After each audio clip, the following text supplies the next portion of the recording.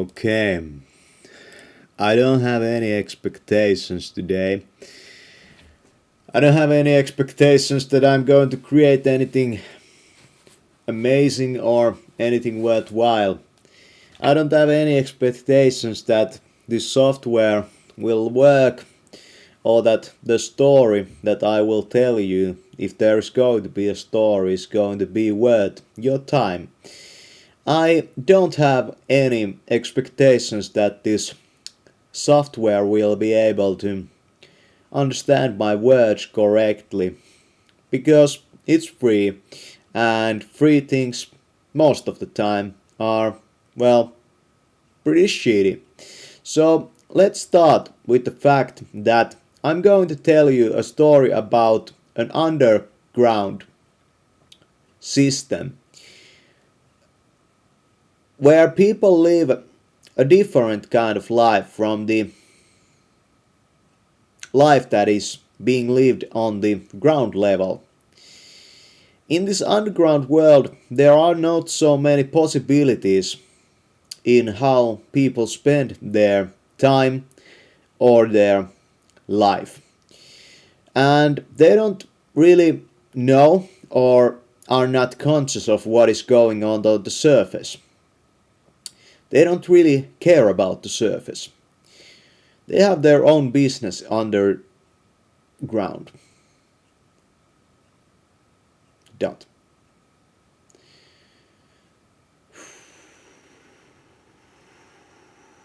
My main character in this story is called Zion. He has with him a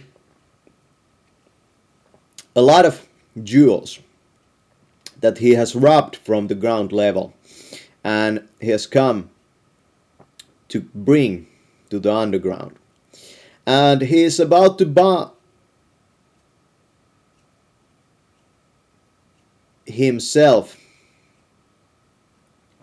of his debts with these jewels that he owes to the underground brotherhood.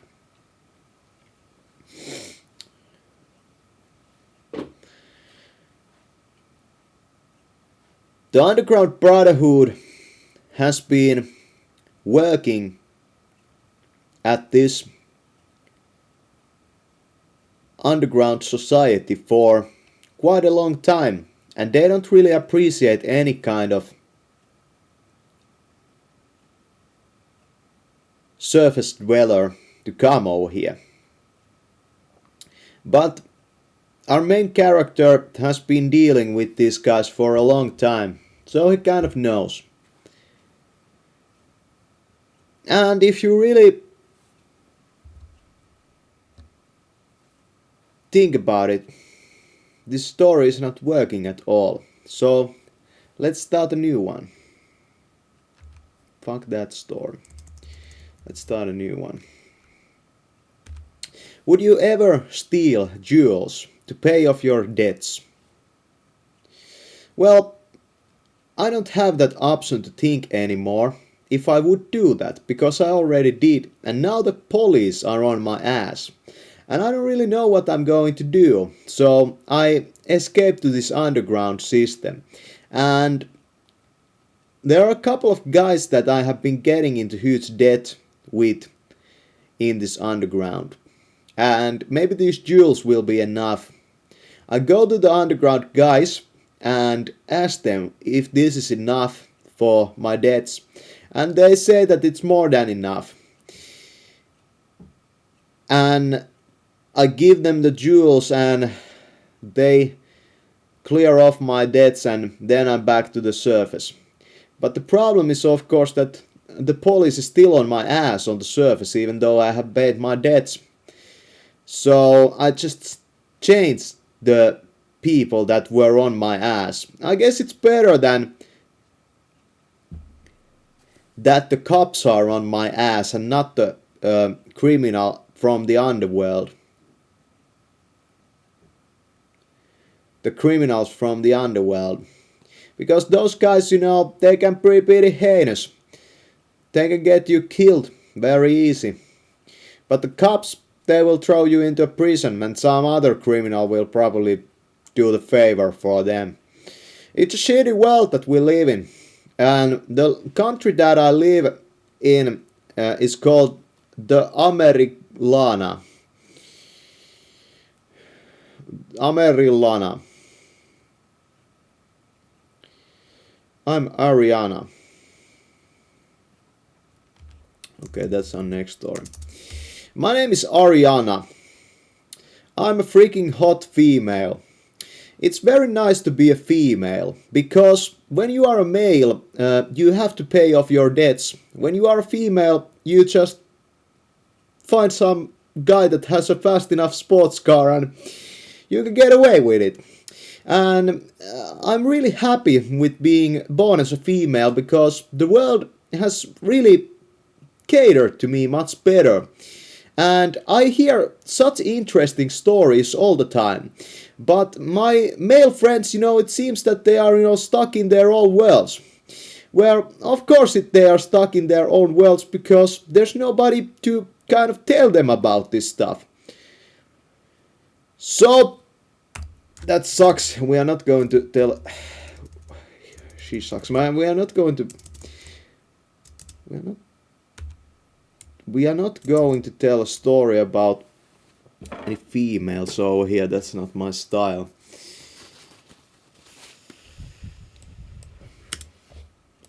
So, when I'm not a female, I can just hop on a fucking sports car and run away and escape from my debts.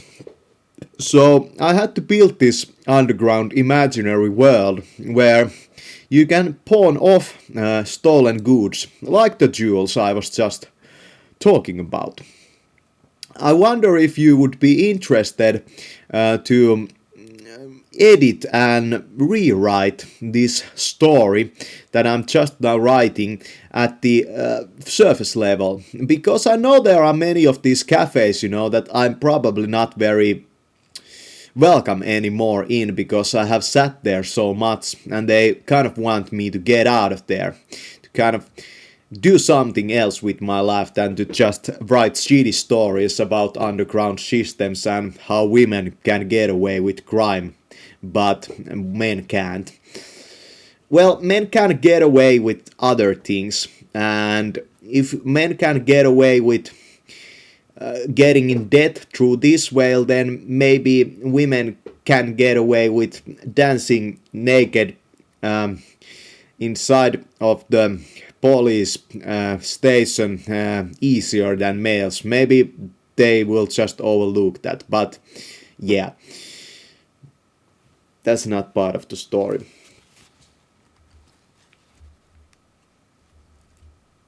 So I went out and I started to look for an editor for my shitty stories, and the fact was that I couldn't no longer really use my hands to write good lines, and I was looking at these new writing tools. There's a tool called FreeWrite, but I probably cannot use that, so I probably won't buy it. It would have to be shipped from United States, so I'm not going to get it probably.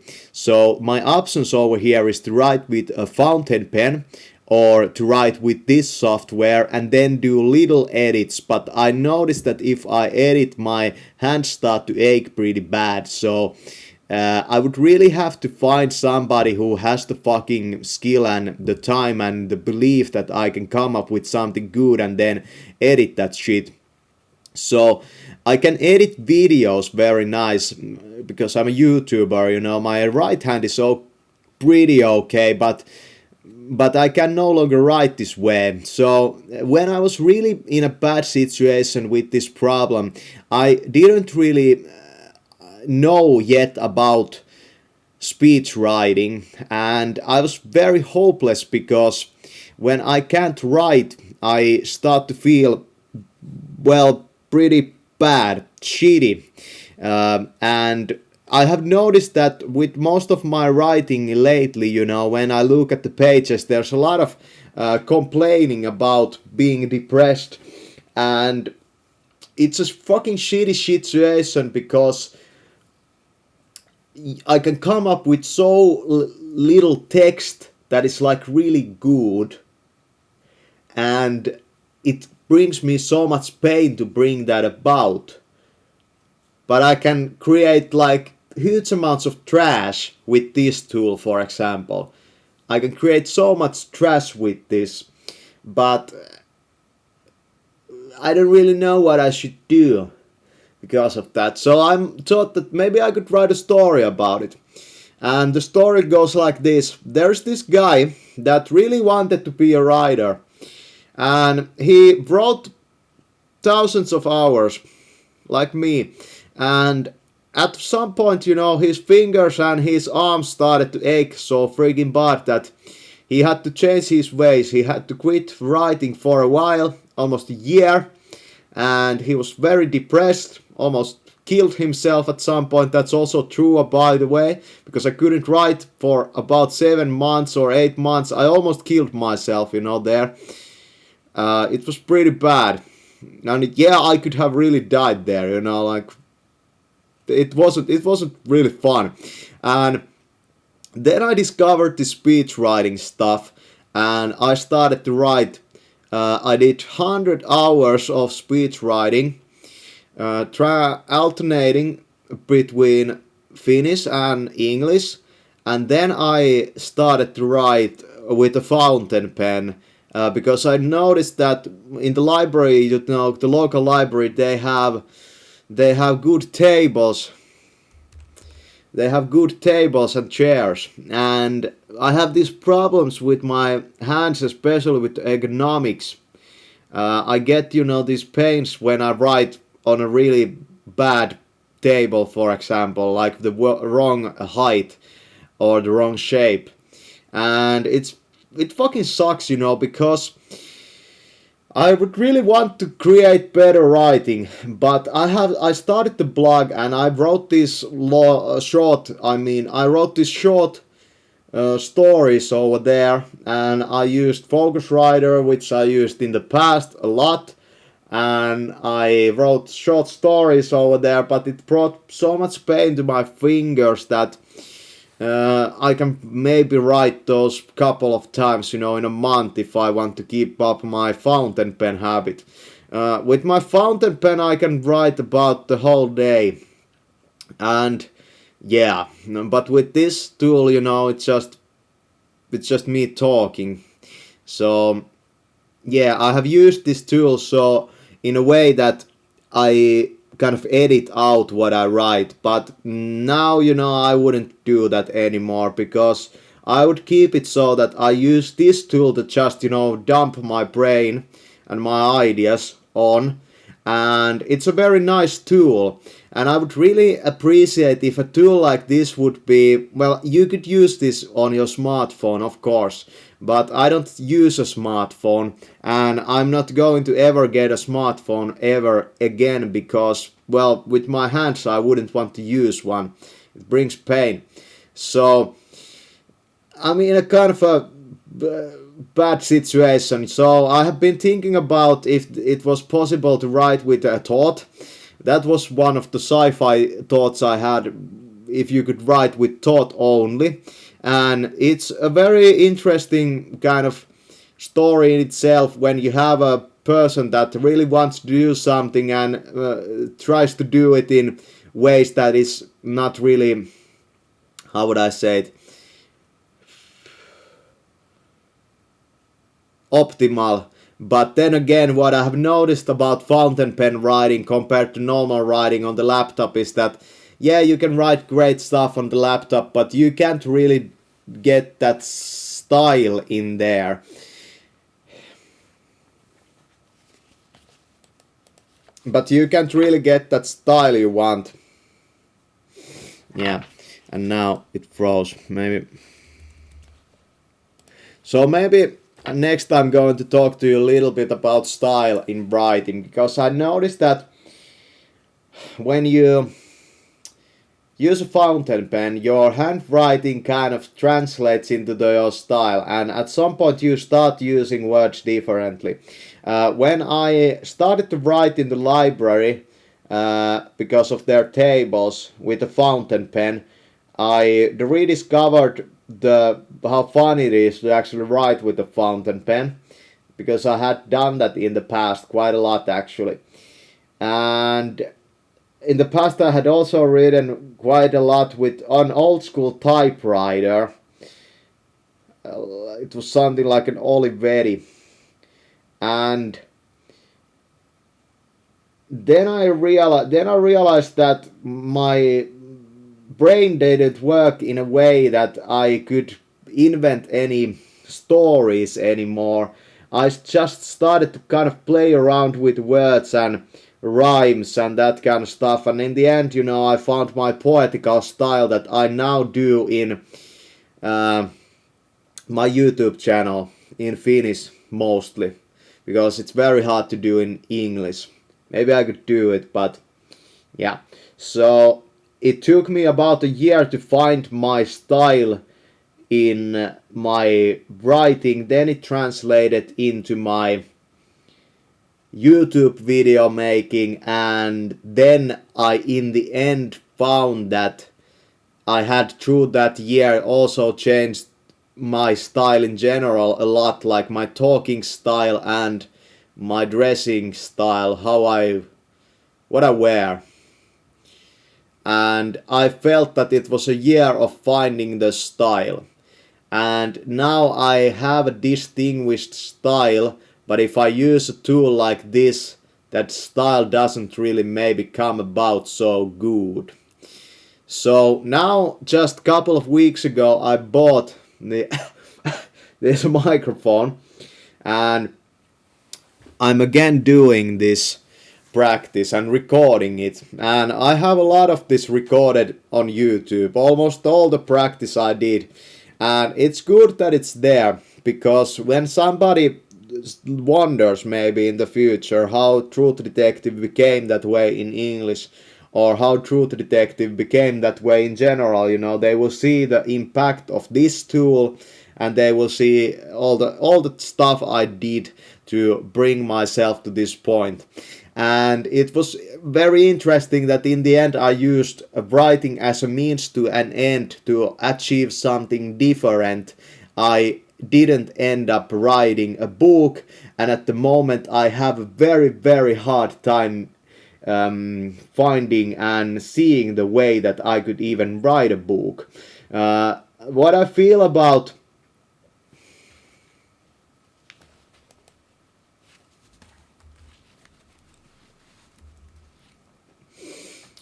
yeah, what I feel about writing a book in general is that,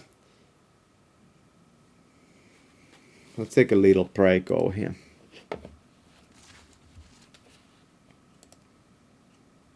Okay, now let's continue on. And I'm going to talk to you a little bit about next that when the last time was that I was making plans with this tool, I was talking about creating a filming set for my YouTube channel and creating a kind of a bunker themed with the Truth Detective thing, and having all kinds of props for the Truth Detective character. But I haven't been doing that. It's too complicated for me and requires maybe too much resources. And I have been filming, well, where I live, and I have been filming in the outside world also. And I noticed that last month my videos, I started to do almost all the videos in the night time. That happened because of the winter time. And I was really focused filming a lot of videos in the Christmas vacation time, and some of those videos got quite a good reception, because I feel that they were well edited and There were good talks in them, and yeah, it was a great time. But my body just couldn't handle that, and I started to get pains in the knees again. Pains. Pains. And that ended up fucking up my routine again, and I started to feel more in the inside. And I have my lighting pretty fine at the moment. When I film videos in front of the background, it's visually very pleasing, and it kind of focuses the viewer's attention, I feel, to the words and to my style. There's not so much color maybe in it as in the past there was in my videos, but it's better lit. And yeah. And what I have noticed is that the lights, when they reflect off that background, they look really nice. And you couldn't do that with a green screen. So I like what I have right now there. But really I'm pretty unsatisfied.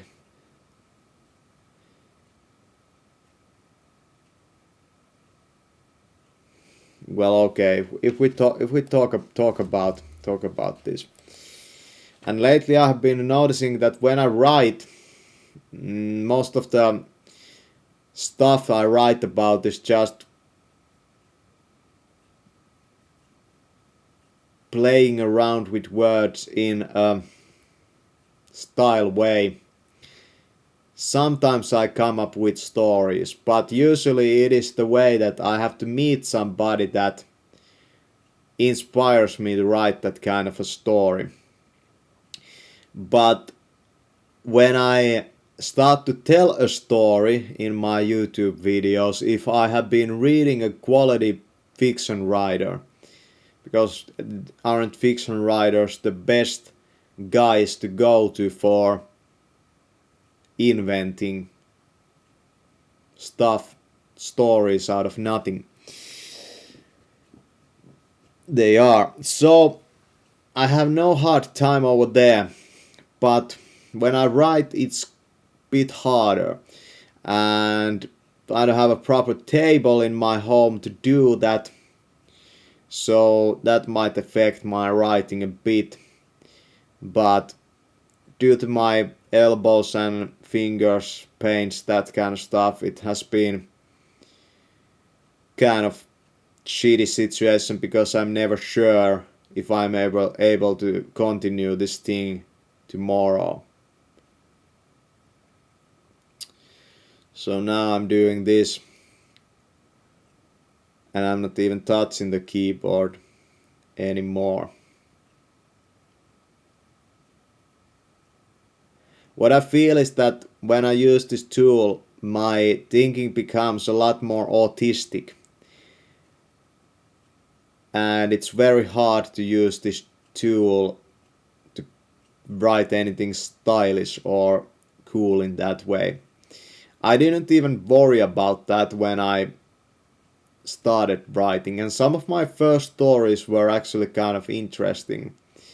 I feel that my imagination was really flourishing back then, and I would kind of want to rekindle that.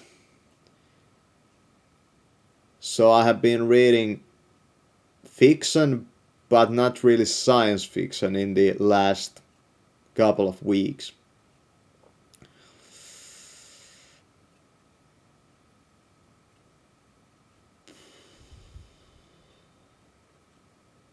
In those times I was disconnecting from the internet, and what I noticed, what happened because of that, was that my mind became more curious. I became curious about variety of topics, and I became much less, this kind of a person that I'm not into that, so I'm not going to look into that. I became curious and my mind kind of changed, and because of that I probably became better with my imagination.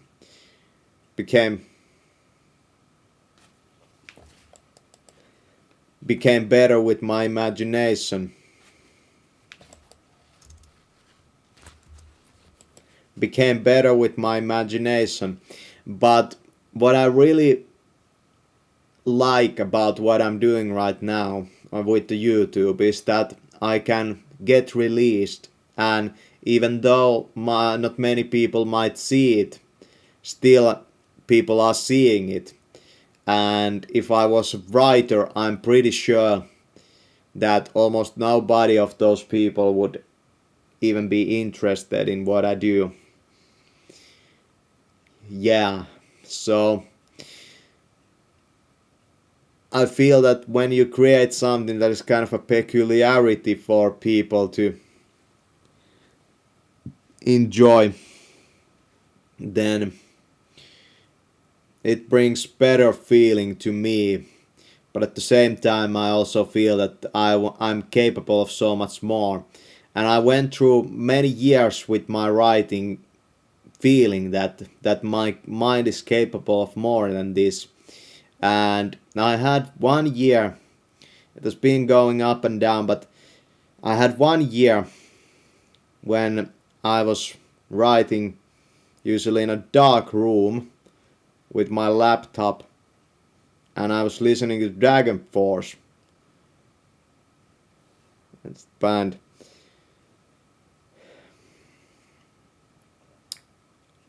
And my writing was very imaginative and kind of genius.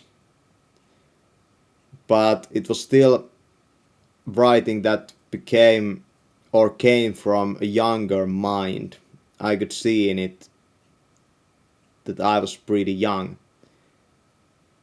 Maybe now I'm coming to my own, and I shouldn't expect too much in a too little time. There's a lot of writers that get published only after 10 years of being at it. And even being published, it's not that big of a, it's an accomplishment, but it's not that big of a importance. What I would really want to be achieving is that I'm happy with what I do. And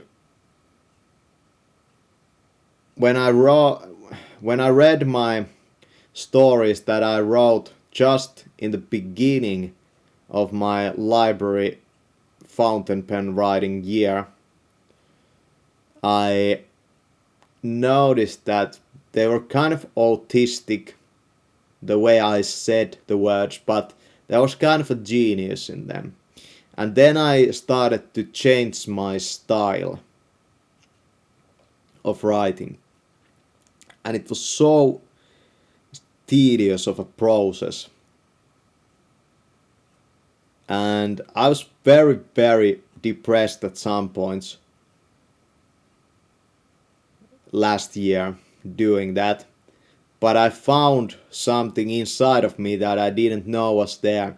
And combining that with my fashion stuff and YouTube, something interesting came about, and also people on YouTube, they noticed that and started to click on those videos. But there was inordinate amount of work to bring that about. But I feel that there's something there that I should be building upon, and I'm doing those videos still. So if I would really think about it, I would want at this point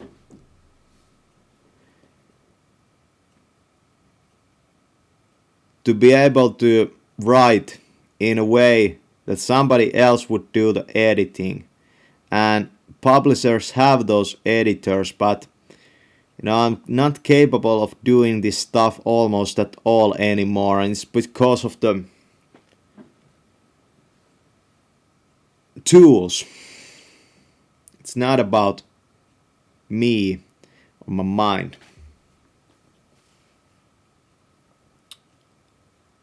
And what I have also noticed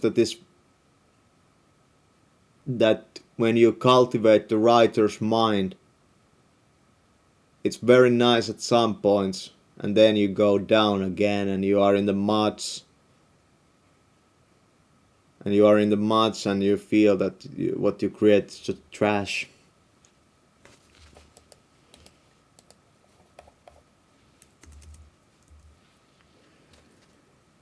Then you are in the muds and you feel that what you are creating is just trash, and weeks go by without even one good line. You feel that everything you write is just bad. But I felt during the last year that it's crucial to do that. But maybe the feeling that I have that I wrote my best when I was younger is kind of an illusory, because when I start to look at those texts I wrote, there's a lot of good ideas in them, and the stories are kind of too complex to be told. I managed to write them, but I'm sure that if you would read them, you wouldn't really get it. You wouldn't really understand what is going on. So when I'm doing these YouTube videos nowadays, I go for stories that are more simple, that I can wrap up in one episode. Oh, I remember that in the past I used to also do stories that were episodic, that I told episodically these stories. And the practice that has been put into this stuff is immense. Combined all of this, it's so many fucking hours. And I'm really happy with what I'm having right now. And I feel that it's a very organic thing, and it cannot really be controlled or coaxed or guided into a direction I would want it to go. It's kind of a beast of its own. And what I feel about writing is that, yeah, you can say that it's kind of like a horse and you have to learn to ride it. To learn to ride, you have to learn to ride it. But I also feel that most of the time the riding has kind of the mind of its own. And lately, maybe in my writing, I have been seeing a lot of similarities to painting, and how in painting you try to make the paint obey and make it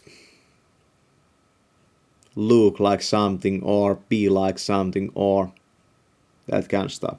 I feel the same struggle with the words.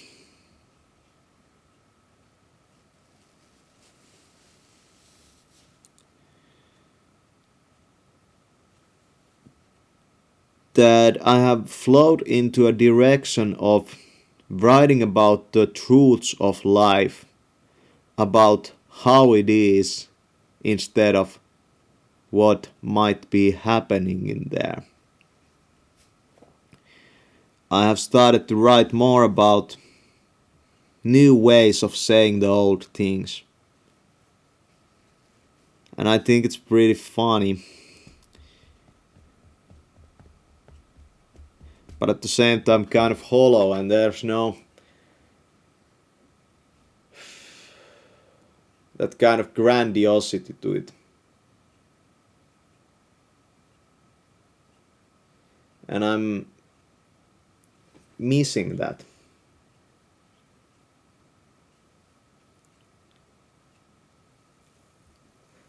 And when I read writers nowadays, fiction writers, I feel that most fiction writers are not that good in what they do. But it might be that writing fiction is actually very, very, very, very hard.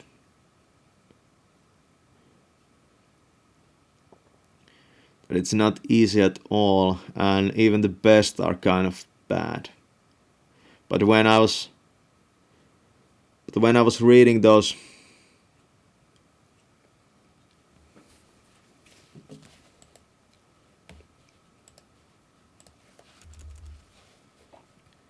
so when I'm thinking about what I'm thinking about over here, I'm noticing that I'm trying to invent some kind of new way to tell stories, and it's no longer about trying to invent it. I'm actually doing it. You can't really argue with that.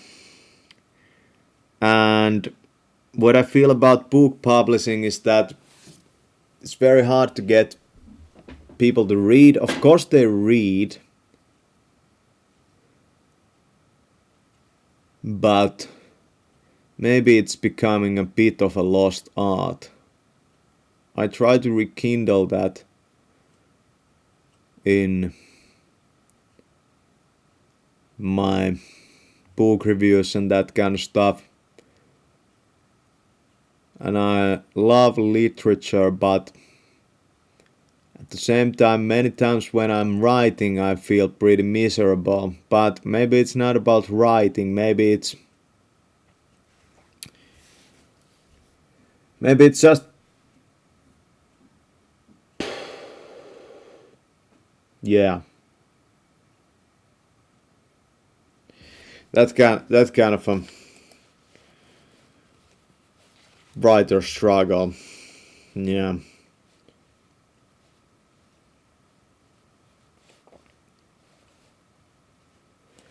I also noticed that when I was writing in the library, it affected my brain and my mind and how I write very much who I was sitting with. And when I'm alone, I might not be that imaginative, or I might be more imaginative. It's very hard to kind of control the variables over here because there are so many variables to this, and you might misinterpret those variables very easily.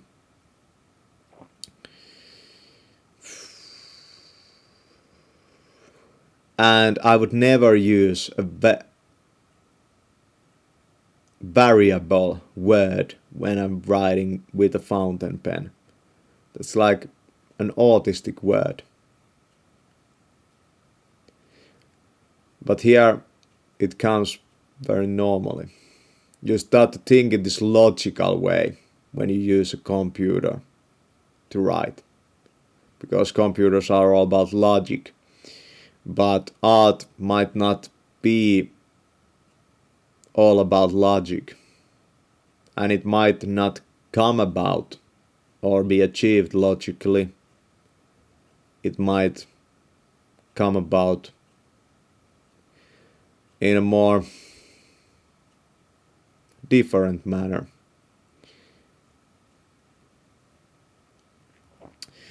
Okay, now I'm starting to think pretty big. Let's take a little break over here. 40 minutes. Okay, so I breathed in a little fresh air in the outside, and let's hit record again. I just wanted to make you understand that there's logic But they say that women are not so logical. And when you write with a fountain pen, you think less logically. And it might be compounded with the fact that I'm left-handed. Right-handed people are very logical usually, and I think it can't be really argued that left-handed and right-handed people are kind of different and use their brain in a different way. But if we think about reaching a certain goal, what I have realized is that a style is a kind of a tool that you have to build. It's interesting that you are using a tool to create a tool, but this tool is a mental tool.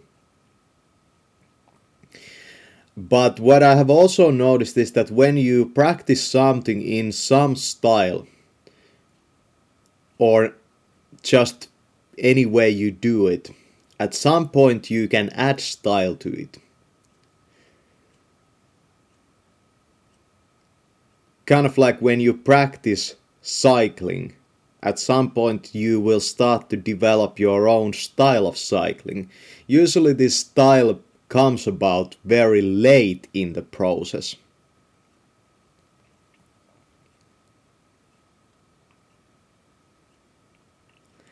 There's a lot of stories about spaceships and transportation and reaching certain planets and other worlds, and in general about moving. When you think about it, the reader, when he reads your book, he's stationary. He doesn't move. So is the desire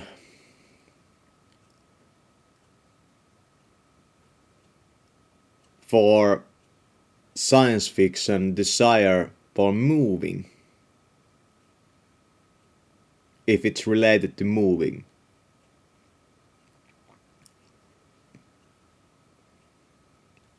Moving without moving.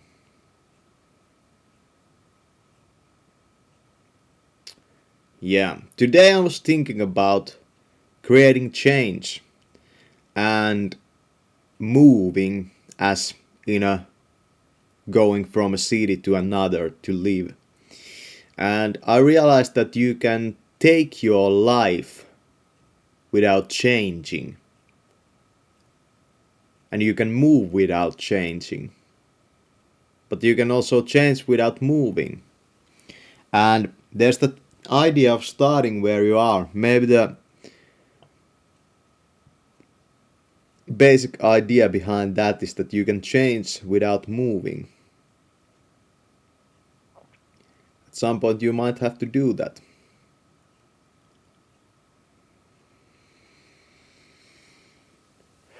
Then if we bring money into question, it's very logical to come up with the answer or the explanation for money, that money is movement and not change. Do you understand what I'm going on here? That money rewards you for moving, not for changing. You might say that you might have to change to acquire money, but usually not. You might have to move to acquire it.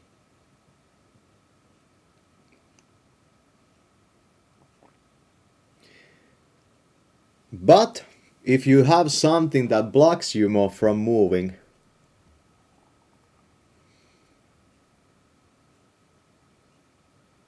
then you might have to change in a way that you create yourself that possibility in your mind for that movement.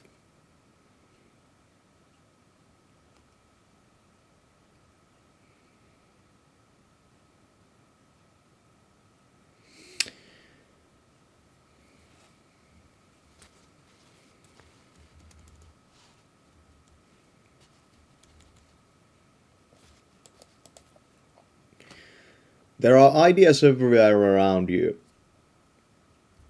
And when you tell stories, you might use those ideas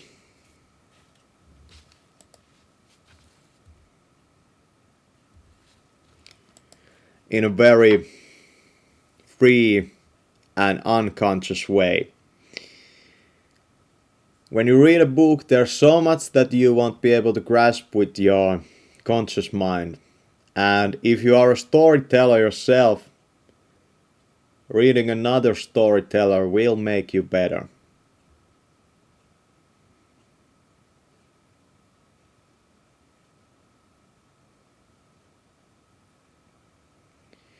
But at the same time, I feel that you have to keep open in your mind that idea and thought that there's good in everything that I encounter.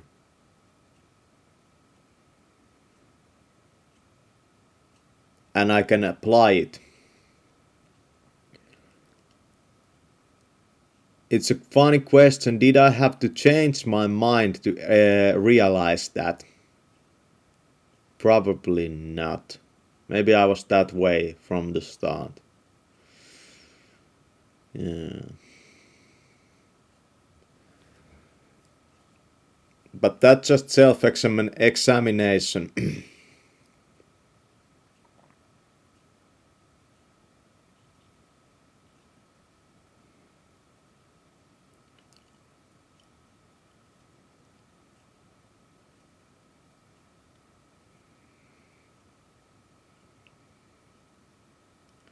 What I have noticed from dreams lately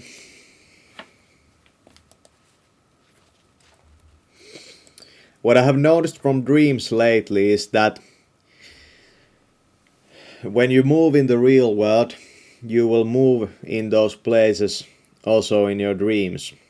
But then there can also happen a weird experience in the dream where you go to a place that doesn't exist and you might also see that something that doesn't exist.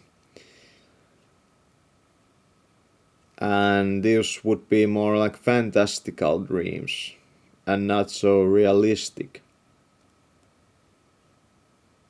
And they are more interesting and harder to explain also than just regular old dreams. What I have discovered is that in my dreams there is interesting ways of moving, kind of like amplified versions of what I can do in real life. Reality amplified. That's dreams. So could I, by following my dreams in real life, could I amplify it to that level? Could I make it people see that? Yeah, good question.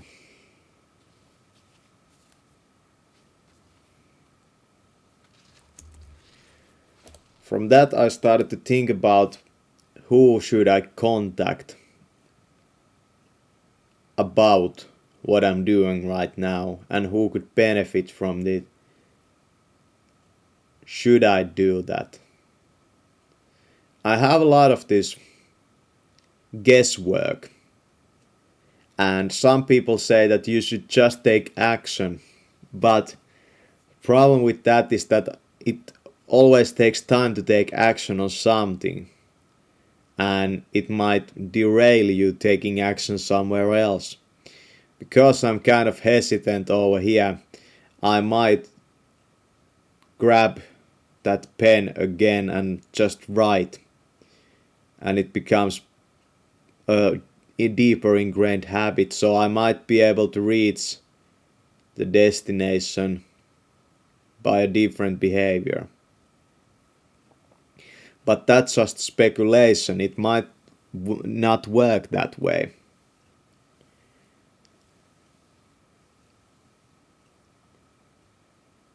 So if you, for example, are listening to somebody who is an expert on marketing, and he says that this is a way, or explains a way to reach the desired end of a well marketed anything, then what can you do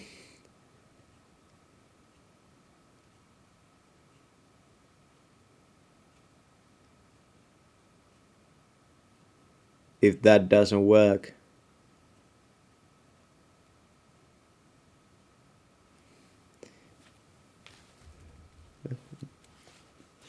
That's not really my problem. Who are the people that would know the way to reach that end?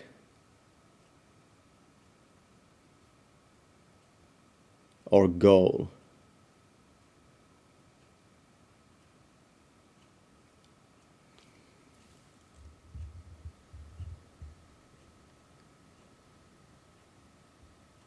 Is it just the way that first I have to figure out where I want to go, and then I have to ask somebody how I would reach that goal?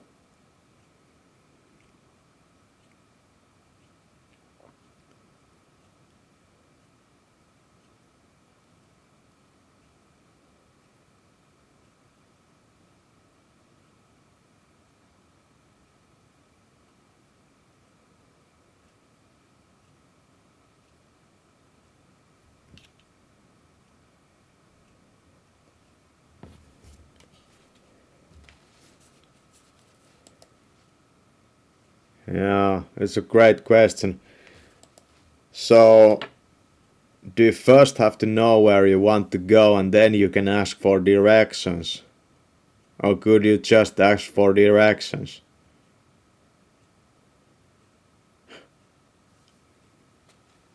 Does it really work? Does it really work this way, you know? Is all life like this? I don't think it is. If you think that life is just like this, then it's just like the outside world is. That there's a way to every mean.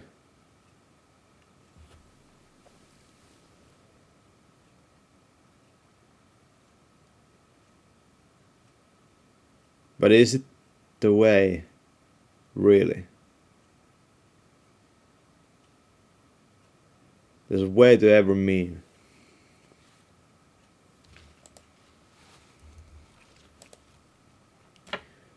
What if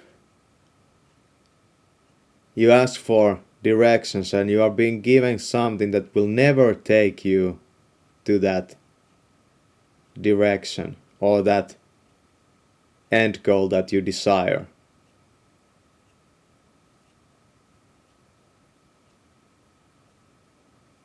And you will just end up wasting your time.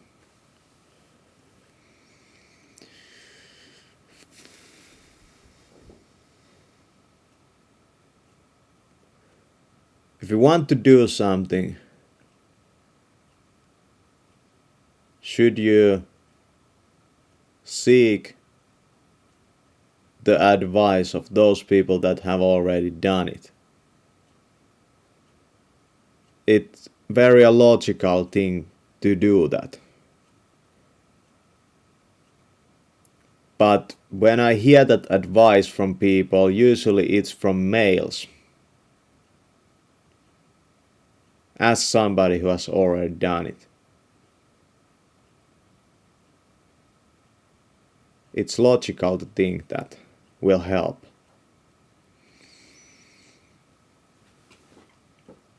And I did that. I asked people that had already done it in real life, in the internet, and through books.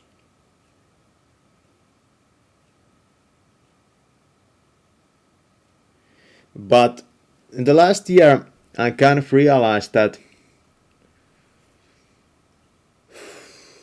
I have also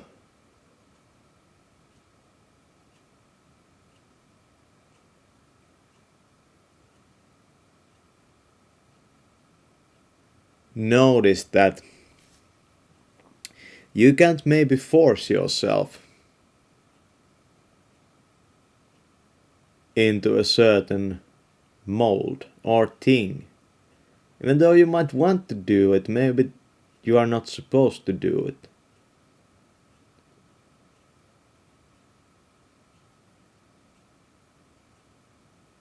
It's a very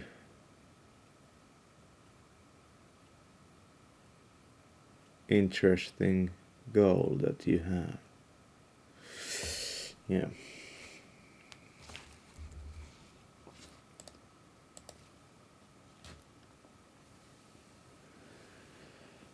So maybe when you start to talk about and you start to talk to people, you kind of get your own goals and their goals kind of mixed up.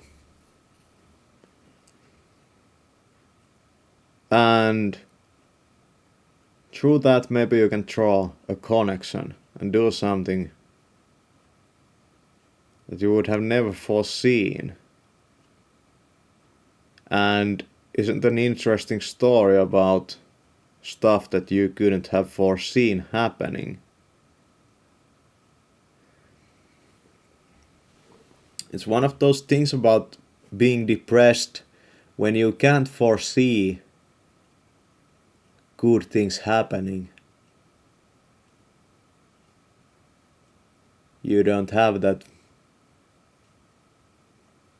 want to live anymore, even though they might happen.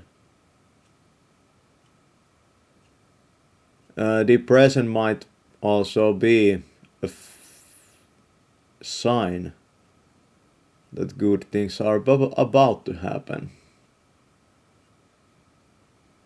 Think about it.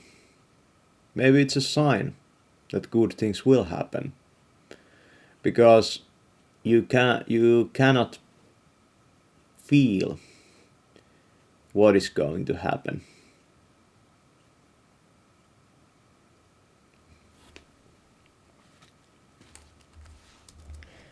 I've been reading Tony Robbins' books a lot lately, and he talks about using the mind in a pretty different way.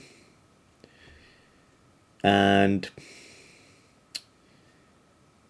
it's an unconventional way, and I would see the power of that. And I have seen the power of that.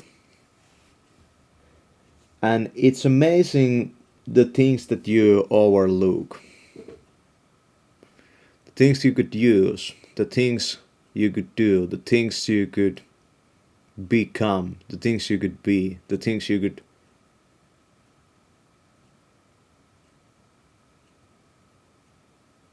master. Because you overlook it, you don't notice it.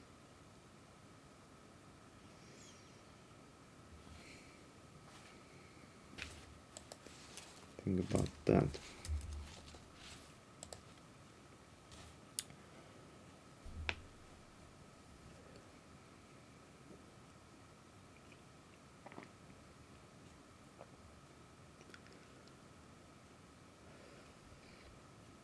So excitement,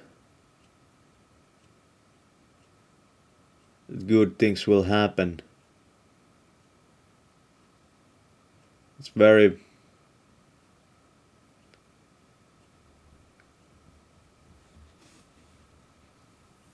hard life when you lose that. feeling about ever anything happening. And somebody will come and say that you have to make those things happen. Of course you have to do just that. But then again, if you want to make something happen, there's a certain amount of preparation that should be maybe put into it. Maybe not too much, but certain amount of preparation. If you go out without wearing any clothes and it's the winter time, like today it is, you're not going to feel very good.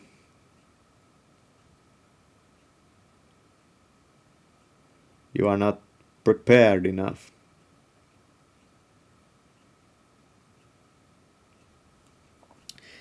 And when I went outside tonight and it was cold as heck, and I have been fretting in my mind, will I be able to walk properly when the spring comes? My mind is kind of projecting into the future and worrying about the future, if I will be able to walk properly when the seasons come, when it's much better to be doing that. Even though we are so far away from it and the temperatures are very, very cold still. And it's going to take at least 2 more months until we reach spring. I mean the start of the spring. The Finnish winter is very brutal, and the mentality that you would kind of get from Anthony Robbins is that we have to brace the winter and use it to our advantage. But then again, this guy probably, he lives in some... What was it where he lives? Well, somewhere where it's just, warm all the time. And this year, I really felt it, that the Finnish winter is so brutal that I just cannot handle it anymore.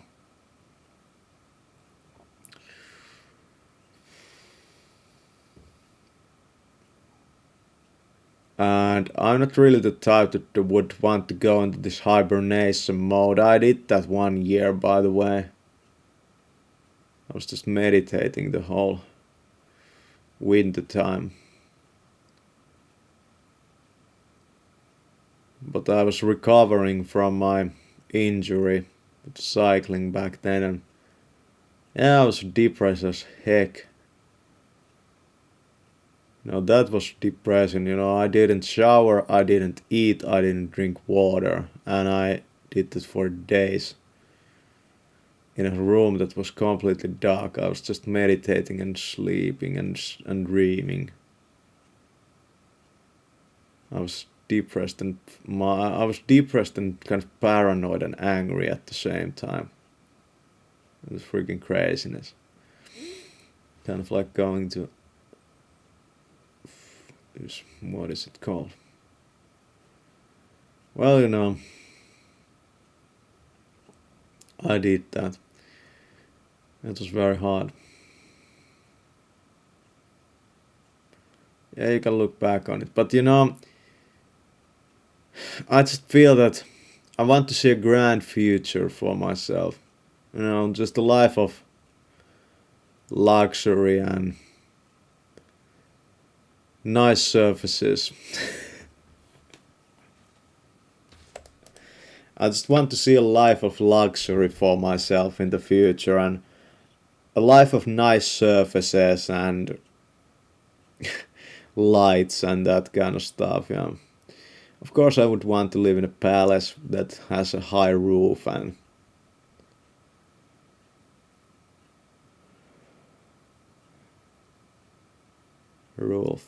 high roof fan. but I don't know if that will happen. But maybe I can make something close to that. But what I have been feeling lately is that I just don't have that vision, and also I might have the vision, but I don't have the understanding of how I would achieve this goal or anything like that. When I think about this, home I would want to have, I wouldn't want to live in these apartment buildings. Today I was singing and I wouldn't be able to do that loud, in those stupid apartment buildings that have many stories to them. So I wouldn't want to live in one of those. It's a shitty life if you have to be just silent all the time. And in many ways I feel that the modern way that you have to live inside of your home is very, lame. And so many people put so much effort into building a home and a family and that kind of stuff, but when you look at what they are actually doing, it's pretty much the same. There are so many people that just, look at their screens all day, and you can do that in any fucking home. It doesn't have to be very sophisticated to be that kind of a computer zombie.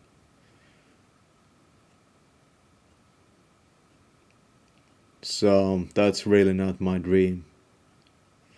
And then when I think about these, peak experiences of going to the stage and pulling out some performance, it leaves you kind of hollow after it, because you look at your life and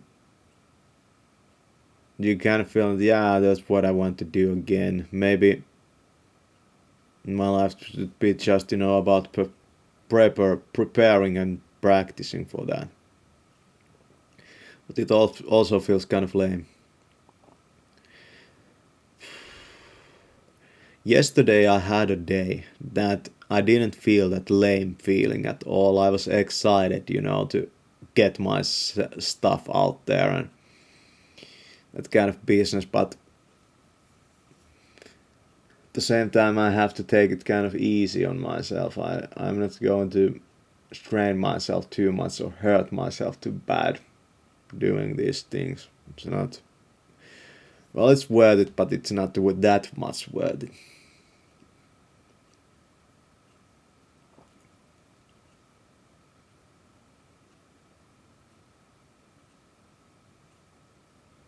And due to me again having these problems with the knees and I can't walk properly and that kind of stuff, I haven't been very social lately. And I don't really use the computer for socializing at all. I just put my stuff on the internet and that's it. I don't really care about that. And I have been very,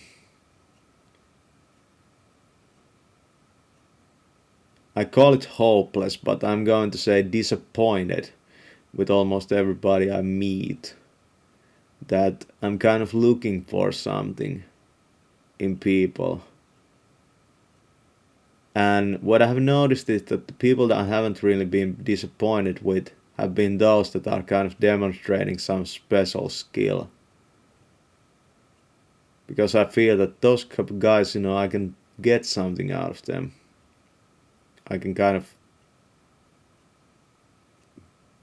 be influenced by them. But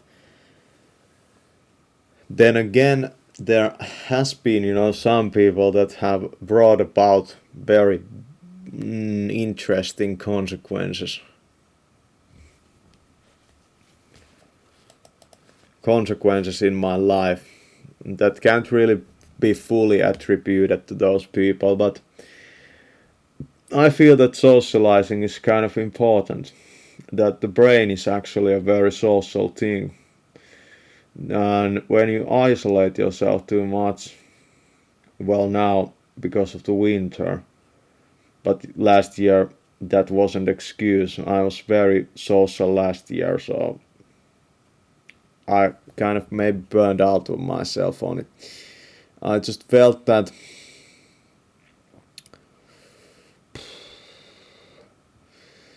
it just didn't bring me that what I was looking for. I don't know what I was looking for. And then when you go back, you start to see your mind going to work like again, in that kind of a way, and it sucks pretty bad.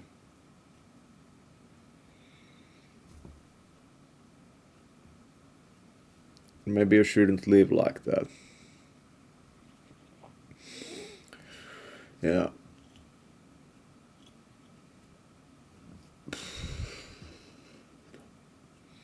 Maybe I shouldn't live like that.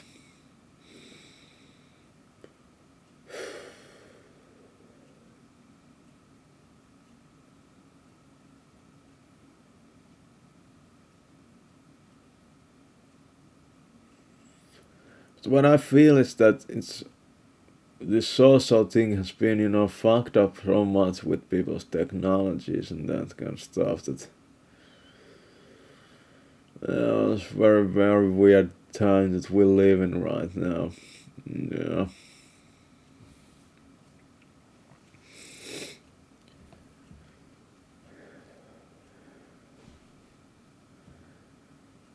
I'm kind of this kind of person that doesn't really want to live in the world that other people live in. I want to live in some other world. There's this pretty deep unsatisfactoriness, about my life and just not being satisfied with the material things and also with what I do. Sometimes I can pat myself on the back and say that yeah, that was really great. But of course that feeling brings about in the end great results usually, but it can also bring about huge amounts of suffering. And the software, it hears me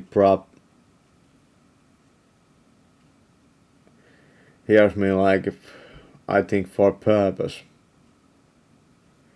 wrong, to show me this crap. But at least I'm not eating junk food and living that kind of life anymore. I used to live in just the same way as most people, my age guys playing those games and eating like shit and using some drugs, and yeah, I stopped all that. And what I was left with was that I realized it's very, very, very, very, very, very weird that you're in this situation where nobody around you is trying to make the world that you live in any better. Just want to make it the same that it is already. So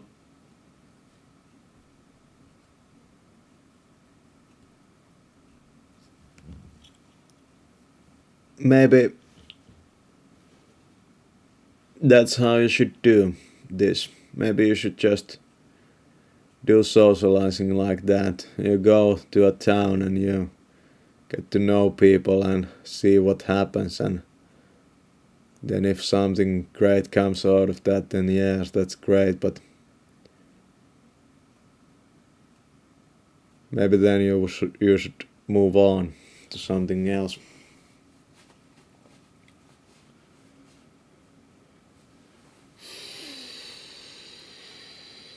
Yeah, it's one of those things. You should be more social.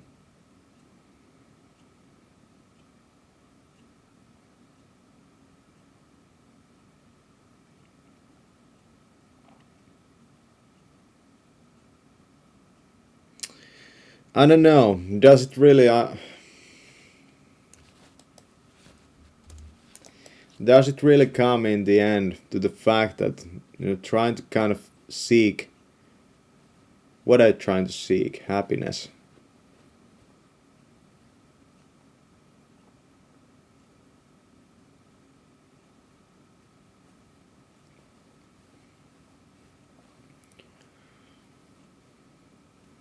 I don't know, it's a very shitty existence because you cannot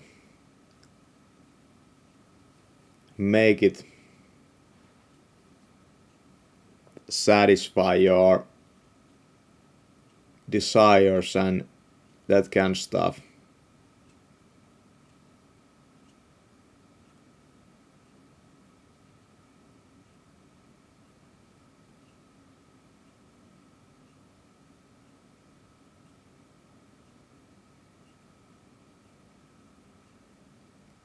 There was this story,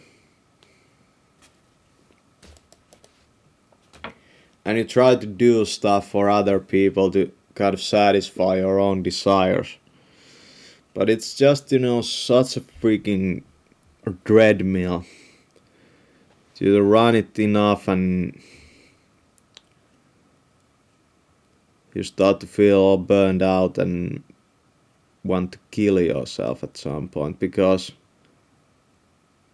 life shouldn't be this way, you should live the dream, you should live it in the way that you don't have to think about those things, you just get them.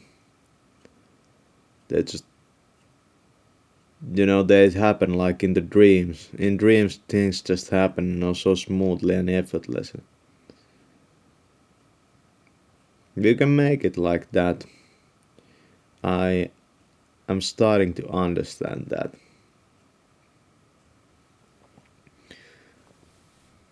But at the same time, when you say that life should be this way and it's not, it might bring more unhappiness to you.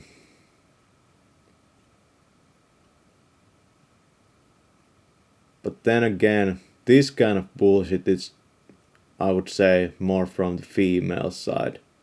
This is the bullshit that females tell you.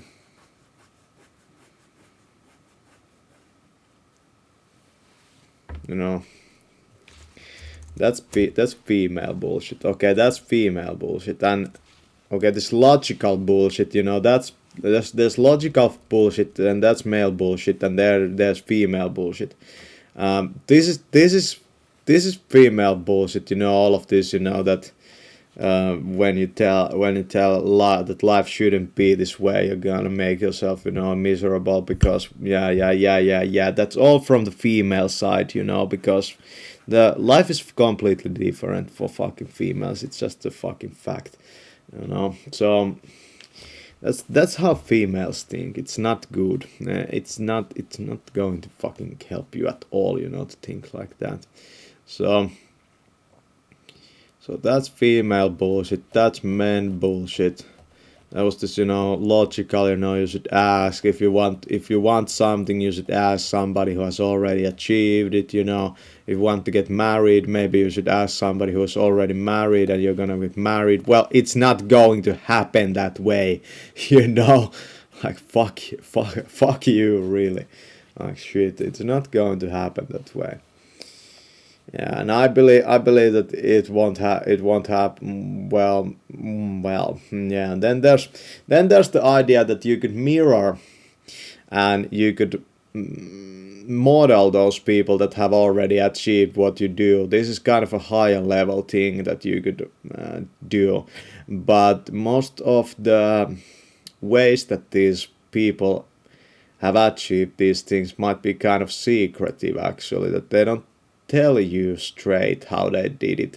And maybe you shouldn't think that that's the way to achieve these things either. And maybe there's a better way.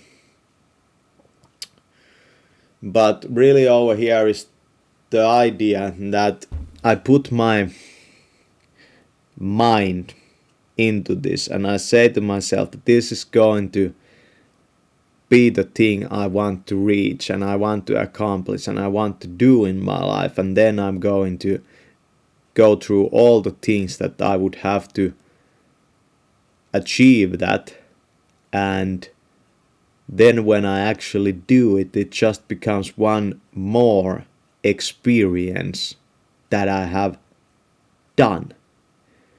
And I proved myself some things that I believed in the past that I could not do.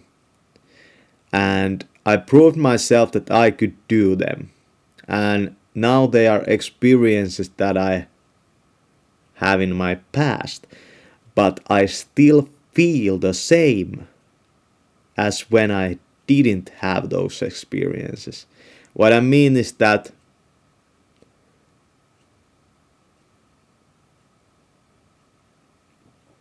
if a performer wants to prove to himself that he can do it, and he wants to prove that I can do this thing, then when he can do that thing, it becomes a thing of the past. And in the next moment he might be again depressed.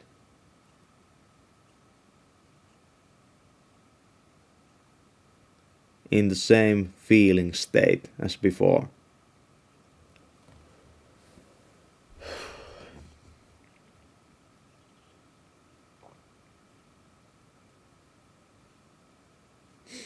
Yeah.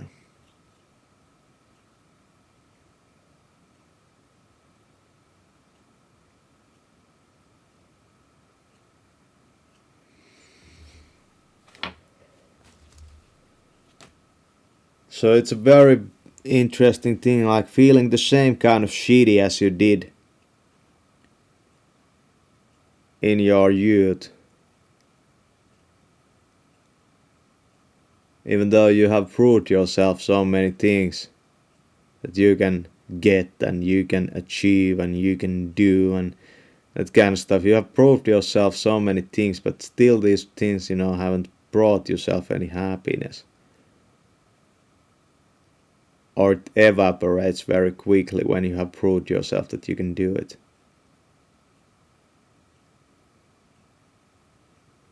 Maybe it's the wrong way. Maybe it won't get you anywhere. In this sense.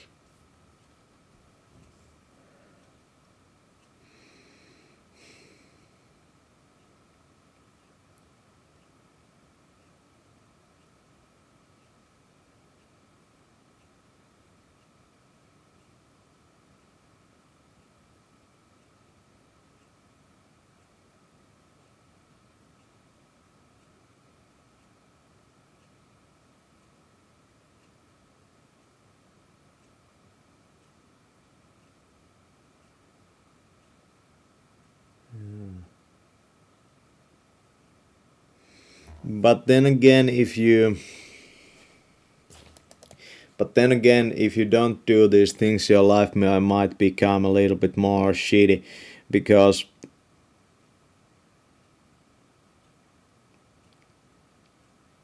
you will be living a life that is very same all the time.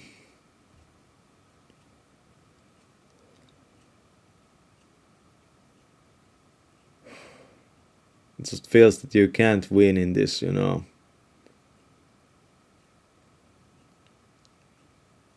it's all bullshit, and you see these people just running after these things.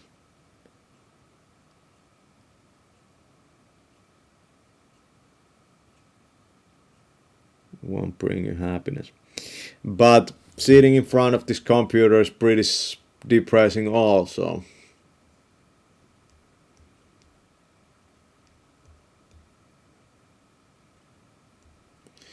So, yeah.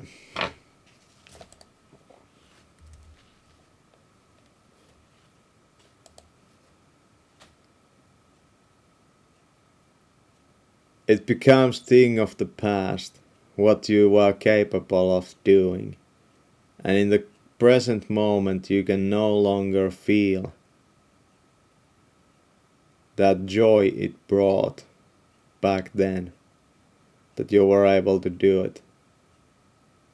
You might even carry around some pain related to you being able to do it. That is robbing you of happiness in the current moment.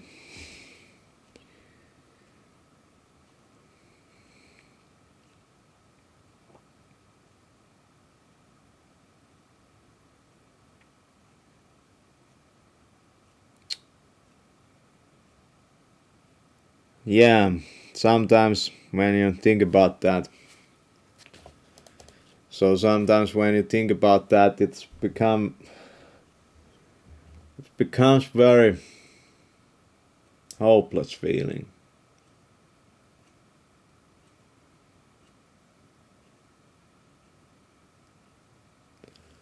Like the school system taught me how to be depressed in English. I'm so good in English that I can also be depressed in English, but this skill is futile to make me get out of this state.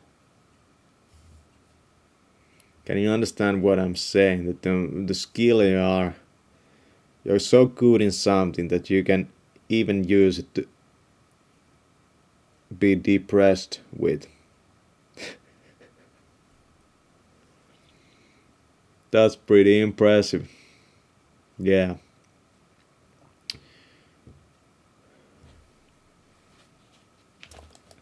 There's this feeling of what I can do, and it brings satisfaction usually in the moment when you do those things that you can do that nobody else can do or very few people can do. It brings satisfaction in the moment, but then again, maybe I could say in the end that everything you do, you're gonna have gains and you're gonna have losses and you're gonna have upsides and you're gonna have downsides. So everything you do, there's nothing that is going to be so great as people think about it, because when you don't have it, you don't have to experience those downsides and those upsides. Only when you have experience, then you will understand the downsides and the upsides of it. Yeah. So things might look alluring or desirable when you haven't got into that, but when you get into stuff to understand these things, I think it's very good for your development still, that you get into stuff and you start to understand the downsides and the upsides of it, so you're not so ignorant in your mind that you keep desiring for that thing even though you wouldn't if you understood what it really was. That kind of stuff.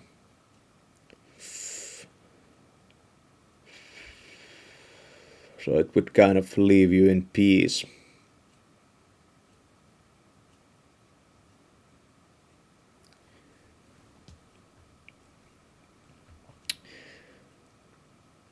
So let's talk about next.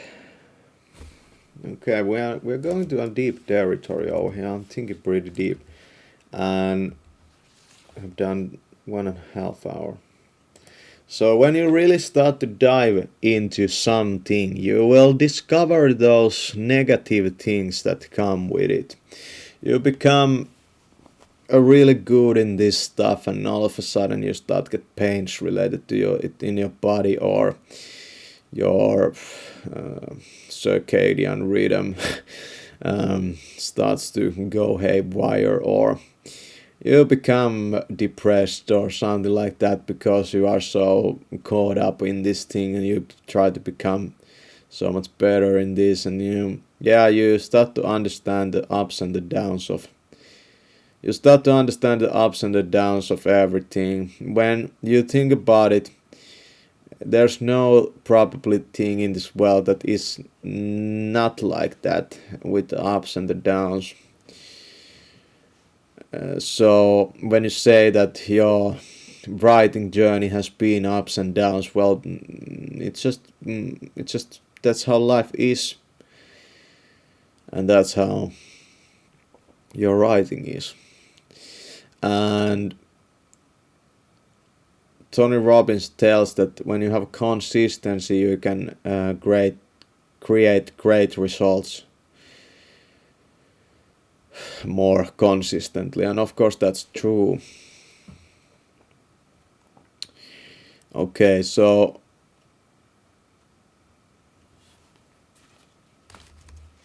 then let's talk about paying the price. If there's a price to be paid for being religious, are you willing to pay that price? Do you know the downsides of being religious? I can say that I know them.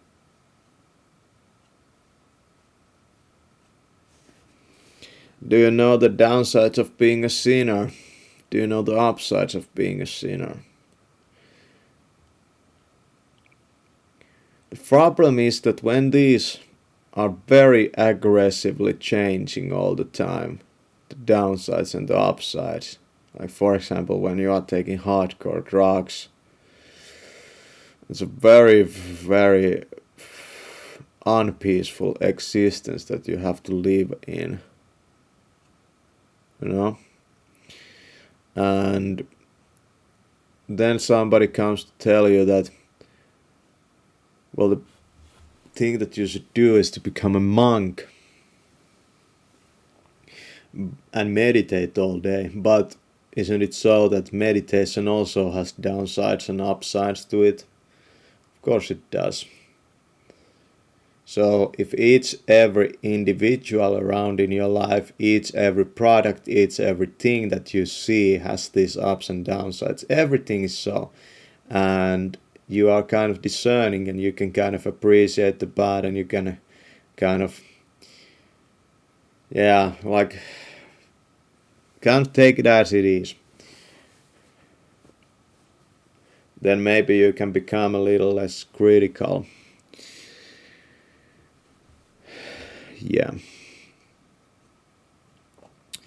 The people who drink are, in this, they are in that cycle, so to say, of the up and down. And at some point I realized that I don't want to live that life. I would want to make my life more stable. And those kind of swings, they are kind of, yeah, pretty crazy. Not crazy, but they take and make life pretty hard.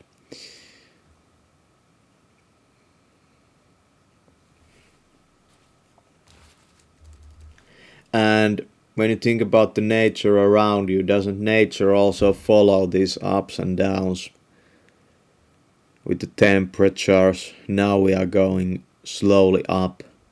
We went to the apex, to the down, and now we are going slowly up again.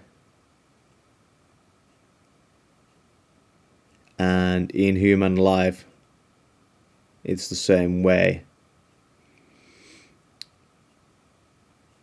So it's just in everything, this up and down. Everything has this good to it and the bad. So when you would want to evaluate if you can achieve something, maybe you should evaluate if you really understand the things that you do and the downsides of them, and if they are kind of blocking you. Then you're kind of blaming that thing that you can achieve this for that. Yeah, might be, yeah. Now I'm thinking again about variables, and that's logical thinking, like that's just male bullshit.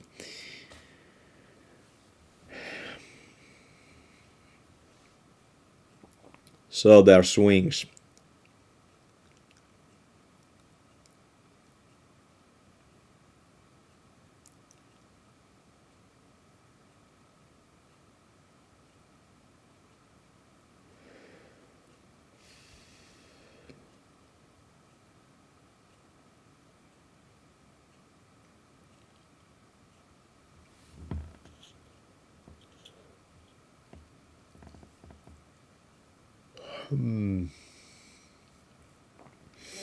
It's very deep.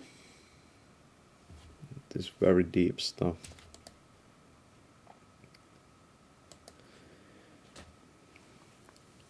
So, now let's talk about the internet. What are the downsides of the internet? You can be connected to so many people. What are the upsides of the internet?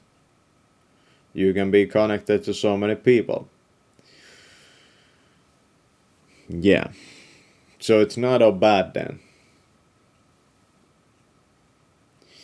Is it possible that sometimes the bad overrides the good? It might happen in time. It usually happens later. For example, when you become an alcoholic, the good is being overwritten or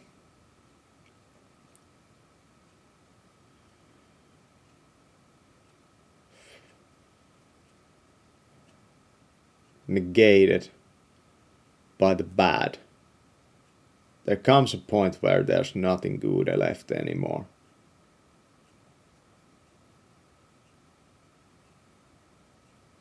That you're done.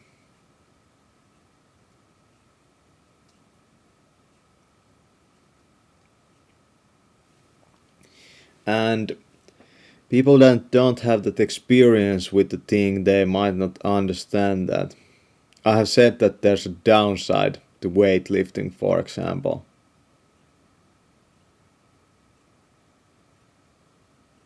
And you should be conscious of that. But it might be that the downsides that you experience, I've said this before, but you might not be able to understand them until enough time has gone, until enough experience of that you have gone through. I have a way of becoming so obsessed with things that at some point, I start to understand their downsides.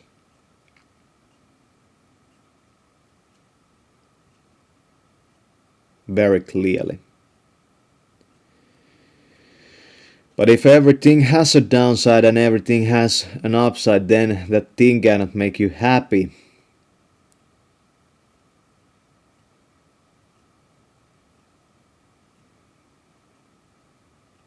Of course it's that way.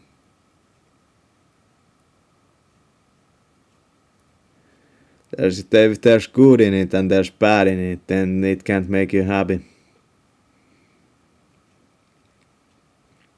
So the internet cannot make me happy. Yeah. Today I was kind of trying to stay off the computer. But I started to film videos again and I had a little fun and I uploaded those videos again and then I started writing this stuff. I do maybe more meaningful stuff, on the computer, even what I'm doing right now, than what people may be doing with their life. But I feel that the brain kind of goes into this withdrawal mode, you just want to keep up with your creativity and you just want to keep up using these things, and it might be that you might not be able to be like conscious of the downside until you kind of are forced, or anyway you have to quit this behavior and then you become conscious that there was this huge downside to it.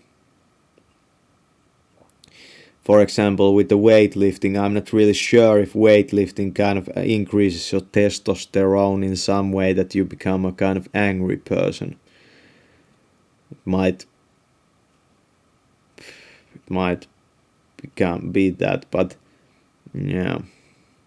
Or if you become a musician. And what I noticed is that playing guitar is one of those things that makes me very pissed off. I no longer can play, but I noticed that that's the one downside of like playing a lot of guitar, is that it makes you kind of pissed off.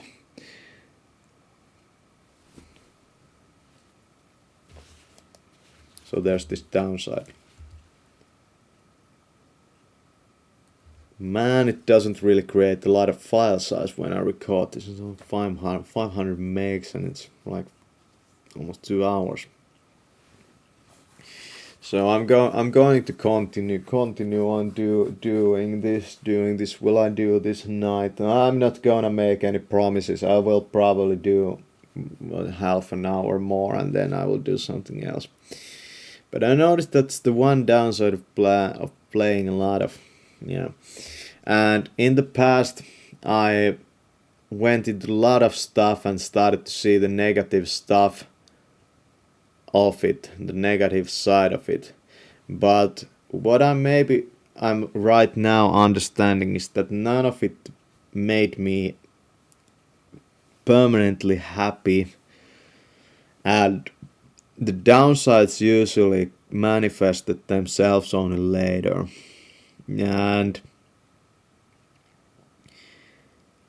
when you are living in this, dream that you want to achieve this thing, and you read about somebody that really experienced the downsides of that.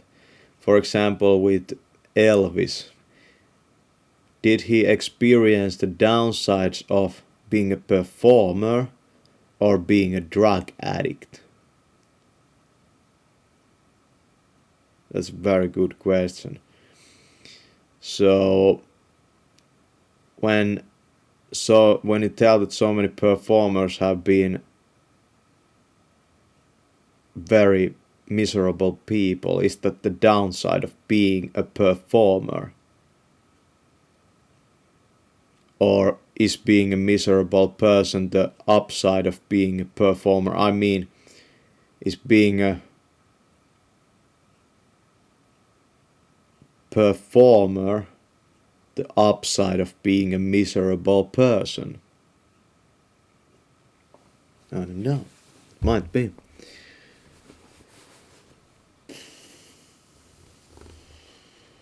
So it can't make you happy. Why try? Yeah. Why try? Well, the fact is that everybody's trying. Is there really a person that has given up on this? Given up on happiness? Yeah, there might be.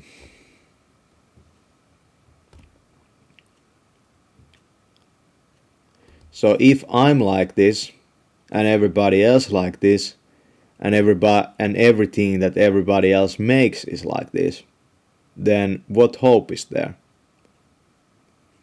If I'm like this, everybody else is like this, and everything that everybody else makes is also like this, then what hope is there? Where should I head?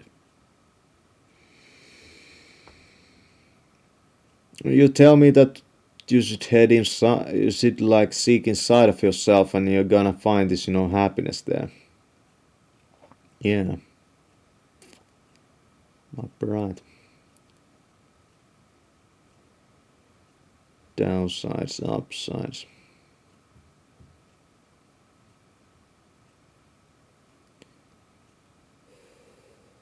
Time. It's all about time then. These are kind of the realms that you go into when you think about psychedelics. Psychedelics also have like huge downsides to them and upsides. Drugs are like that. And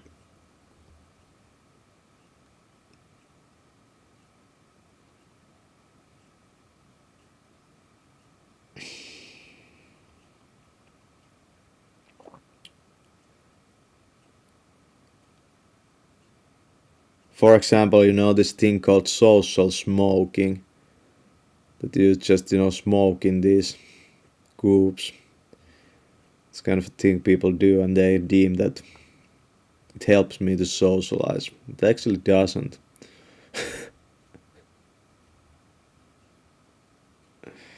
Yeah.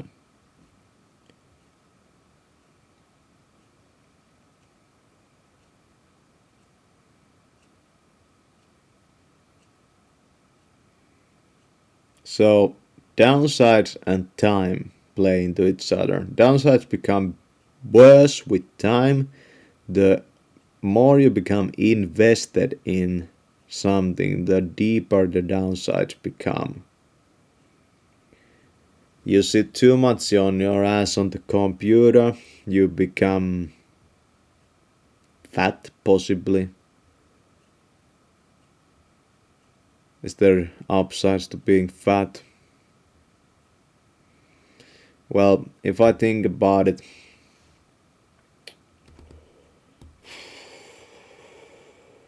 not really. I can't remember any I can't really remember any upsides to being fat. Well, you can enjoy that food, but did you really enjoy that food? Well, enjoyment is just one of those things that's so in the moment that when it's gone, it's gone. When it's gone, it's gone. That's how life is.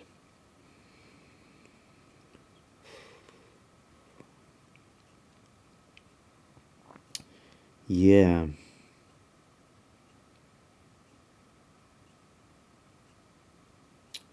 I'm going into a pretty depressed state at the moment. And it feels hopeless when you kind of look at the things that you have and you look at the things that other people have and you realize that everything's just made this way. You have the fastest and the nicest car in the world and it still has downsides to owning it, you know. You can get really hurt in one. You have to take care of it and it might be stolen or that kind of stuff. There's downsides to everything. And sometimes, you know, we create these systems to kind of neglect or take away the downsides or kind of dampen these downsides. And that's okay, but maybe that still won't make the thing into something perfect. So, is it that what I'm searching for is perfection? Or, yeah, just perfection. That's what I'm searching for. I remember in the therapy I was just, you know, talking about this. That there's perfection. I was like asking this question, like, what's the perfect? Like, what's the perfect? You know, like my mind started coming up with answers. You know, back then I remember. If I ask right now, for example, like, what's the perfect computer like? The only thing I can kind of say is that, well, not the one that I have. Or what's the perfect life like? I'm going to say to you that, well, not the one that I have. And in the past, you know, I could come up with, you know, answers maybe better to that question. But nowadays, more hard. Because maybe I have some experience that I haven't realized that it's very hard to actually find that. If I ask this question, like, what's the perfect microphone like? What's the perfect microphone like? Man, you're gonna say, well, it's going to sound exactly the same as you sound in real life, and that's the perfect microphone. Then, yeah, it might be the perfect microphone, or then it might not be the perfect microphone. Or you are going for some relationship thing or something like that, or you're writing a sci-fi book, you ask yourself, what's the perfect sci-fi book? And your mind comes up with the answer that a perfect sci-fi book is not fucking made out of paper. Yeah, because isn't there a downside to paperback books also? They can be kind of heavy and you have to move them and that kind of stuff. Then there are those business oriented guys, for example, the guys that invented the Kindles and that kind of stuff. And they saw that there's this downside of books, that they are pretty heavy and that kind of stuff. But at the same time, when I look at devices like that, the upsides, don't trump over the downsides. So that's just me. So when I think about the problems in my life, the downsides, could I make something that kind of, when I look at my when I'm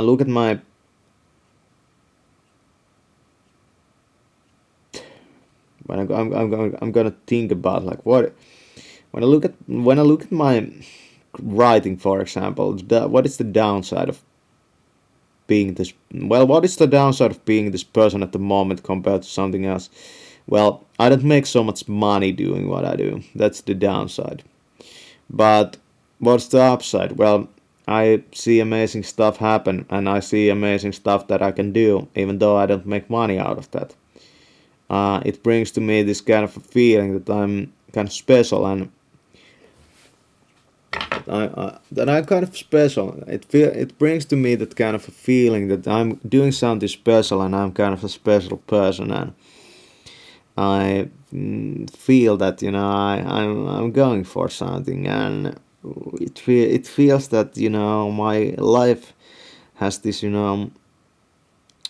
thing that I want to maybe live it. Yeah. What would be the upside of living a life where you are like everybody else? Well, the upside would probably be that you might be able to earn more money doing it, and because of that you might not be so hungry, for example, and you might be able to find yourself probably well, I'm not gonna say that it would probably this is all kind of bullshit fantasy type of stuff, when you do this, kind of if else rules in your mind. This is the way that computers work. It's not like this in the real life. You create this, that if I would be this way, I probably would find this in my life happening the same outcome. But you completely neglect yourself in the picture. Like, hey man, you're still there. I'm still there. Yeah, I am. So yeah. So we put our thinking hat on, and we try to kind of crack this thing with our brain. And these are one of the hardest questions in life, because if you get this wrong, if you get this wrong, it's going to be pretty bad. So yeah, if you might ask yourself, is there a downside to going to war? Because there's this, when you think about war propaganda, this might be one of the most interesting things to look into, is that what were did soldiers in the past, for example in World War II and also in Vietnam War, did they have this kind of a fantasy about war? And I believe that there were those that did have it, but I also believe that there were those that didn't have that fantasy, that went to war but they didn't have that pre-fantasy with them. Kind of the same, that it's very interesting that there were these metal guys that played metal music, and their songs were many times about war. And maybe it's quite the same way that performing on stage, for that many people, it's a huge risk kind of that you take, but at the same time it's not going to war. You're probably not going to get killed. You might if you're Dimebag Darrell, but still those guys went into it, and they kind of probably had that kind of a fantasy themselves, and then it probably wasn't they saw the downsides and the upsides. They started to make those songs, I believe, only when they had seen the downsides and the upsides. So they it was like the war. Maybe it was like there were downsides to what we did. I realize now.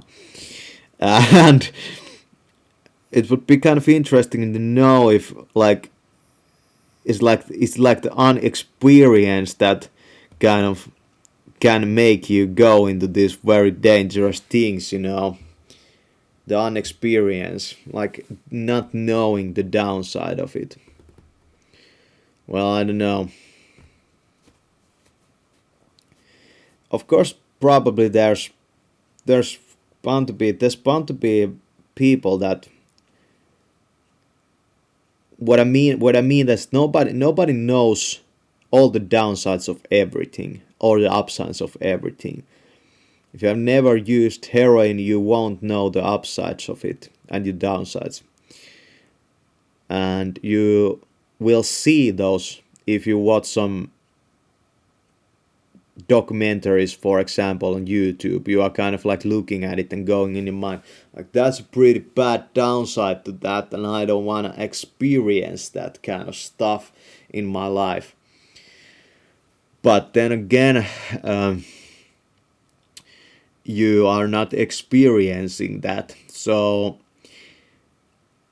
when you, for example, read about war, I read about this guy that was a Canadian and got was talking about PTSD. PTSD is one of those downsides of being a war. Also about the clearest like downside in going to war.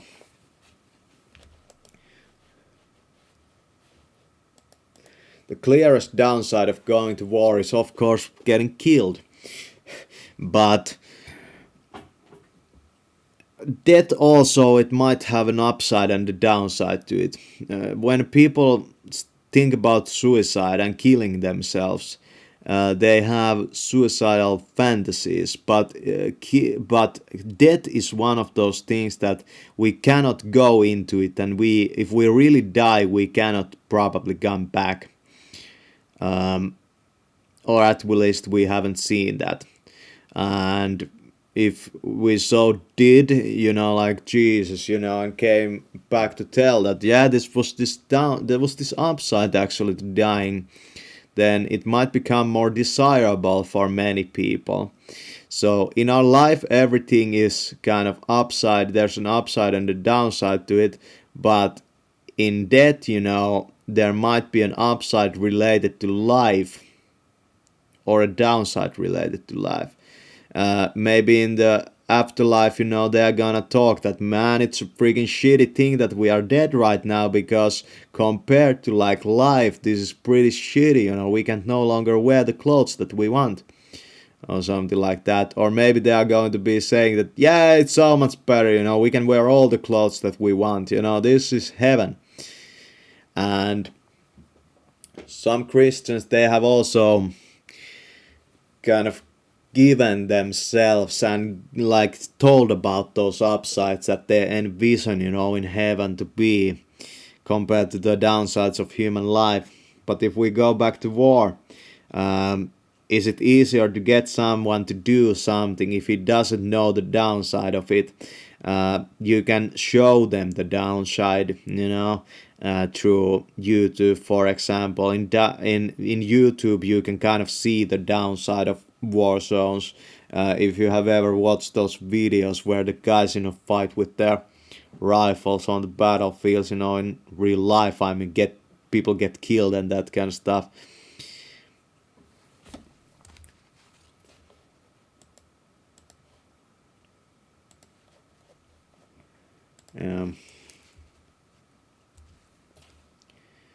And people get killed and that kind of stuff, then you can probably understand that it's one of those things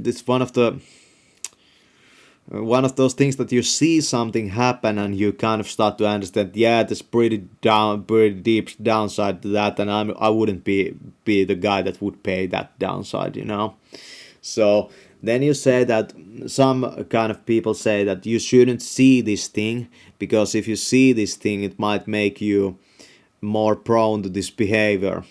But if you see those downsides of something, for example, like drug taking, then it might, give you this actually push to not do that behavior if you see that.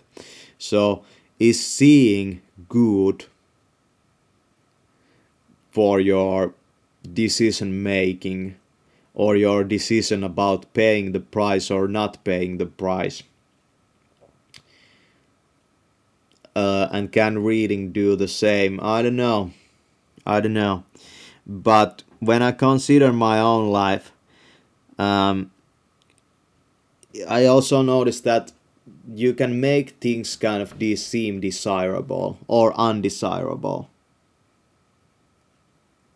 You can make something that is quite, horrible, you can make it to seem desirable. Then you actually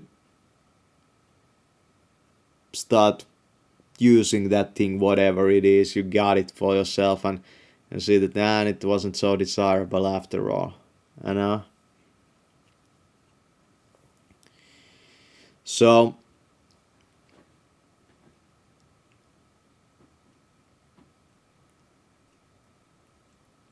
there's this downside and there's this upside to this.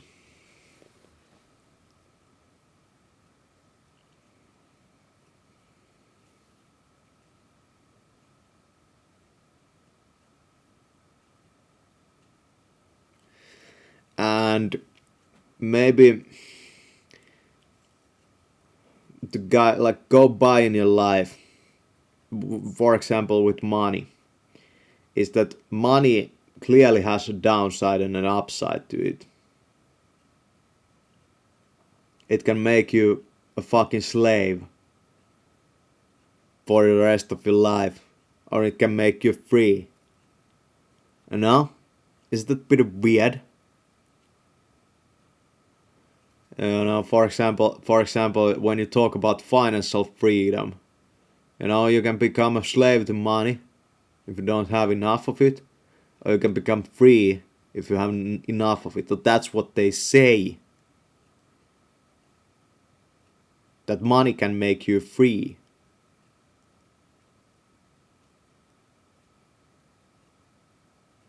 Is that fucking right?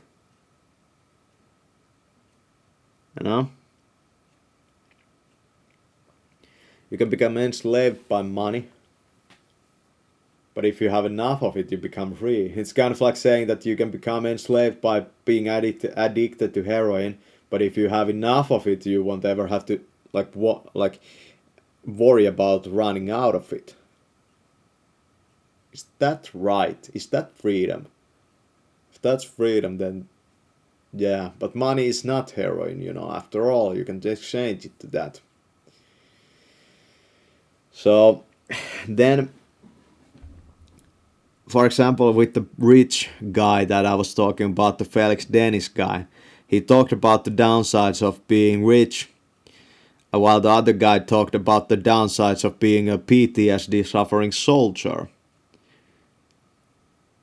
coming back from the war. You see that they are very different lives, but at the same time there's something same in them, and that's that both of them had downsides.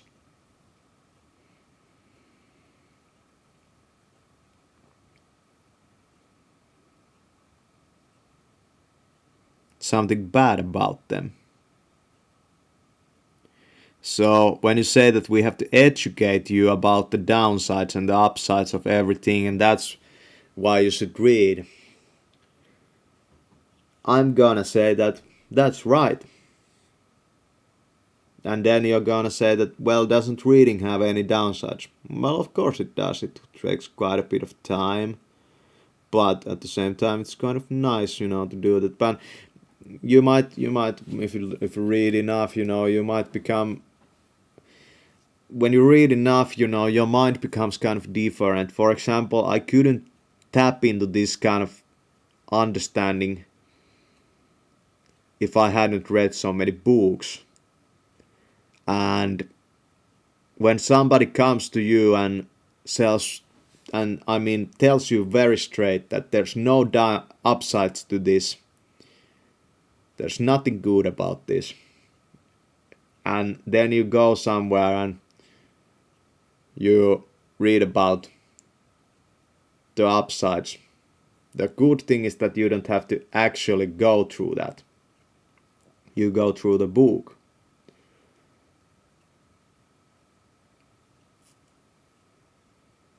Yeah.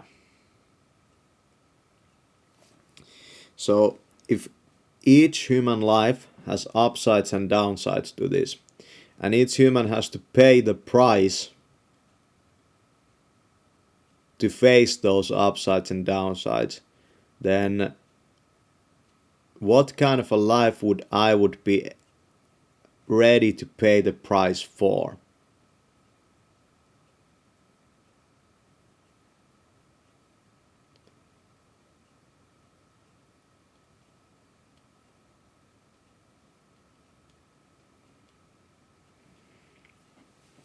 For example, if you are a World of Warcraft addict, then you know the downside of that game. You probably know also the upside of that game. And the real downside of that game will manifest itself like later in the life. Today I was kind of, blaming in my mind when I was sitting in meditation, and I was kind of thinking through the times back in my mind, because the room I was sitting in was actually the room I was playing WoW, when I was younger. Yeah.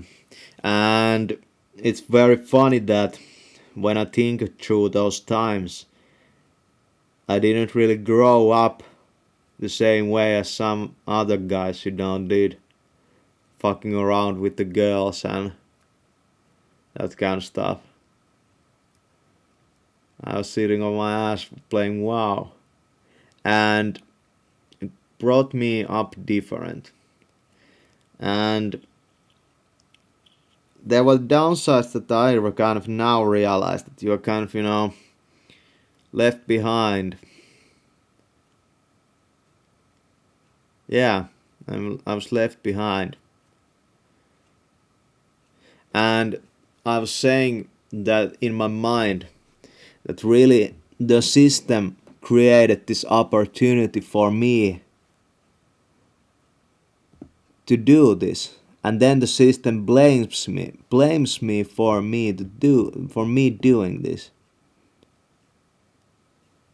So it's very understandable that people with the same kind of experiences would at some point, just go in their mind that into the fuck the system mentality, that the system is just shit. But the fact is that the system is not one thing. It's never one thing. There's things in the system that try to take you in directions. For example, your parents in the system, they want you to become something, or they want to take you into one direction or the other. And then there's the companies that make these games. They want to take you in that direction because that's how they make money. And also because it's just profitable for them and it's their lifeline. But when you think about it in a very deep way, that some game developer somewhere makes a lifestyle for you, and you adopt that lifestyle very, very early in your life, and it kind of fucks up your development. But because of that, you won't, for example, get really fucked up by drugs when you are young. You won't really get fucked up by skateboarding, for example, or you won't get some girl pregnant because you are a stupid, 15-year-old fucker.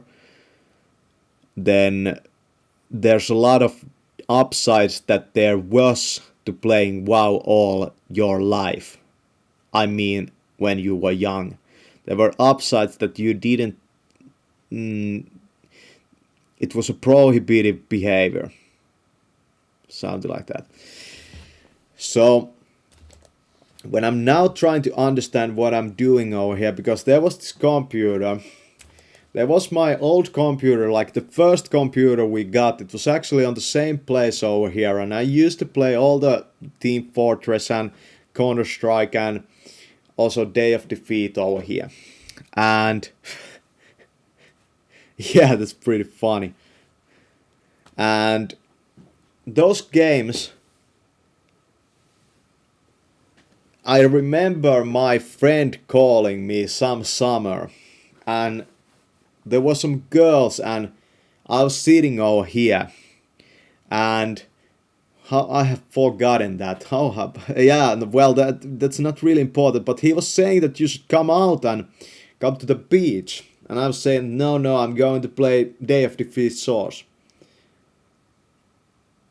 And and I was playing. And I remember I didn't have any back then. I didn't have any you know like problem with saying no, no, I'm going to play this fucking game. I'm not going to fucking to the beach with some girls.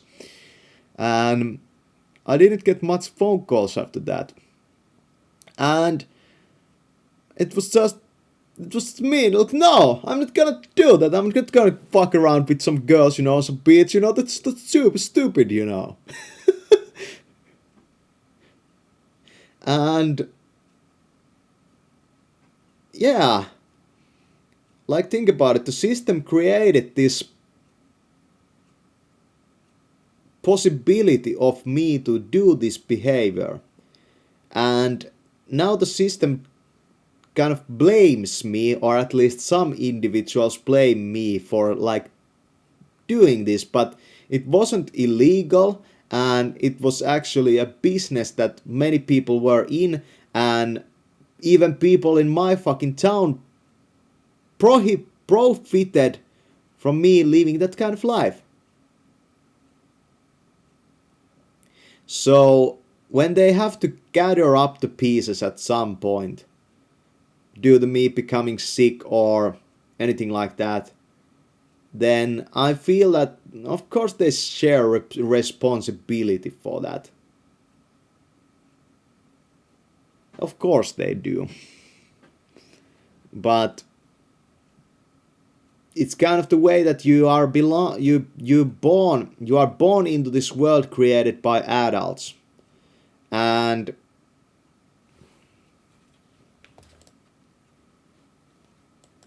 you might not be appreciating the fact enough that this was actually all created not by you, and it was supposed to be there to guide you in a direction that they didn't want you to go in. So it's a very weird thing.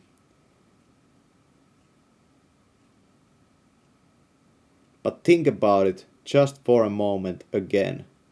Why are you sitting over here on your ass in front of this computer? Is it because you said no when you could have gone to the beach to your friends? That no, I'm going to be here. Maybe I wouldn't be writing this stuff if I had done that. You never know. You never fucking know.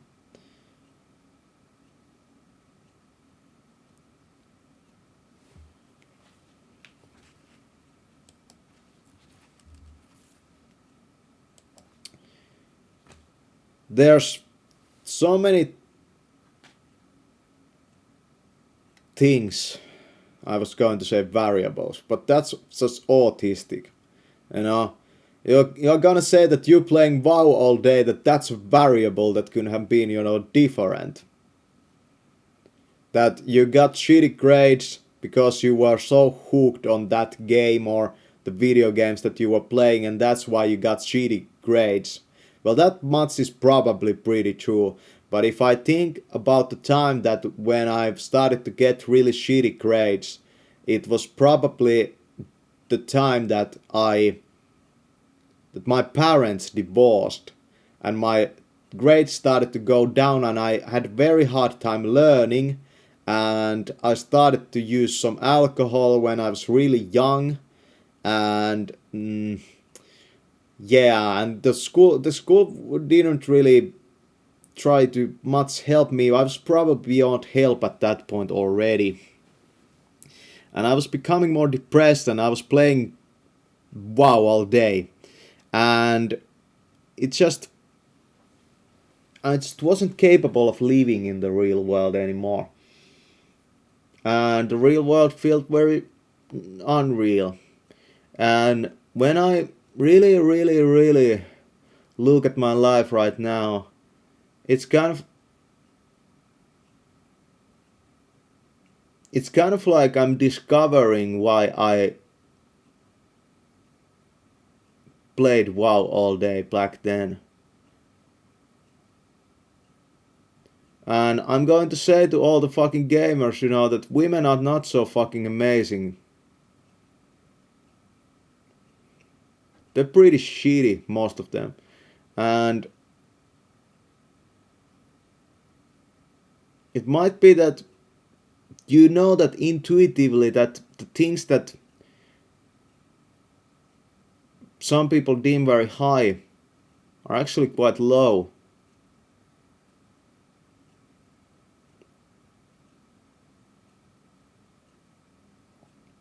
Yeah. And it's funny that last year I went through this experience of kind of like doing the things I kind of missed out on.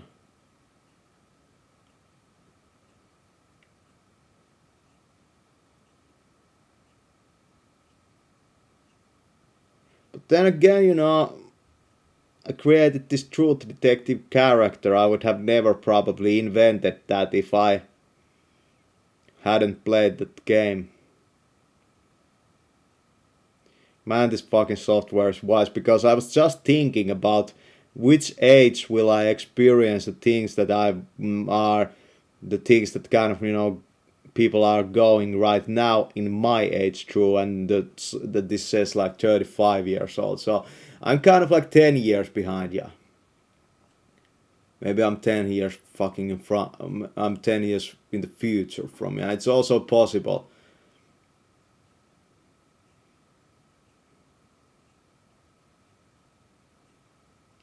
I'm going to say that I learned the upsides of many things very fast. And I learned the downsides of many things very fast. I'm not going to say that I'm a slow learner. Because, for example, when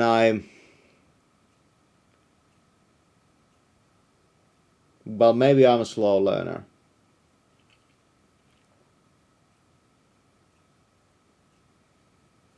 I don't know.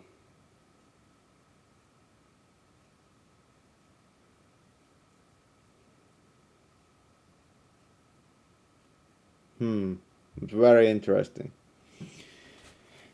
So let's go back in time again.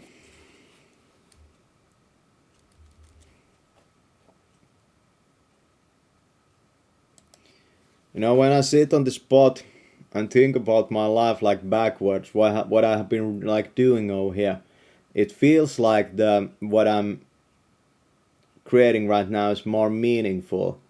And I remember some conversation actually still from my youth, from RuneScape, that game, and I remember some of those times also. It was more about messaging than maybe some other games. It just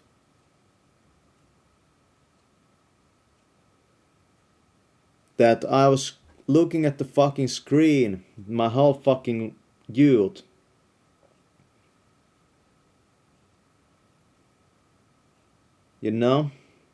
And you can do that anywhere in the world. But at the same time you look at the real world around you, and it's becoming more and more barren. Or maybe I just I'm stuck. I'm fucking stuck, because you fucking look at this, like fucking man. Like you need the monies to go and travel to the places that would be more interesting to live in. But how you're ever gonna do that if you have taken this fucking road, you know? You become stuck where you fucking was born. Kind of like being stuck at the freaking... being stuck at the starting grounds, you know, at World of Warcraft. That's what I'm... That's what my son... That's some... It's sometimes that my life feels just like that, you know? It might be that you kill enough wolves, you know, like when you are in the starting grounds and all of a sudden, you know, you just realize that you have become wolf yourself. There are not any more wolves to kill you, so you become one yourself and you start killing one of those, you know. You are, you know, it's kind of, it's kind of this way, you know. You young people over there coming to this World of Warcraft starting zone and you're all going to, well, hell if you, if you believe me, but you are all going to, you know, like, live your life. You're all going to leave this city, probably hide almost everybody of you and achieve a different kind of life somewhere else, maybe have kids and that kind of stuff. And me over here, you know, I have like transformed myself into a fucking wolf, you know. I've become, you know, part of the game, you know. You're still a player. Yeah. I'm the game. That's what I realized at some point. I'm not a player. I'm the fucking game. You know, there was this Actualized guy. And Actualized, by the way, I was watching those videos where I'm living right now. I live in the starting zone, but I don't care about that. Of course I care about, of course I would want it to be different, but you know, I don't see that it's very much different if you know, I don't see that it's very much better, you know, to live on your own. Just fucking fuck man, you know, I'm so fucking, you know, pissed off at some points, you know. You know, I get to these modes where I can't just only be angry and, you know, scream at people.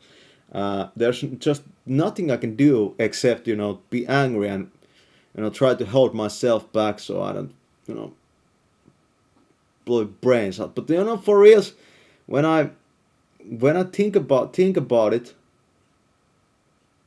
Actualized said, and I was actually, when I think about those times I was playing more Call of Duty, no longer World of Warcraft. I was high all day on weed and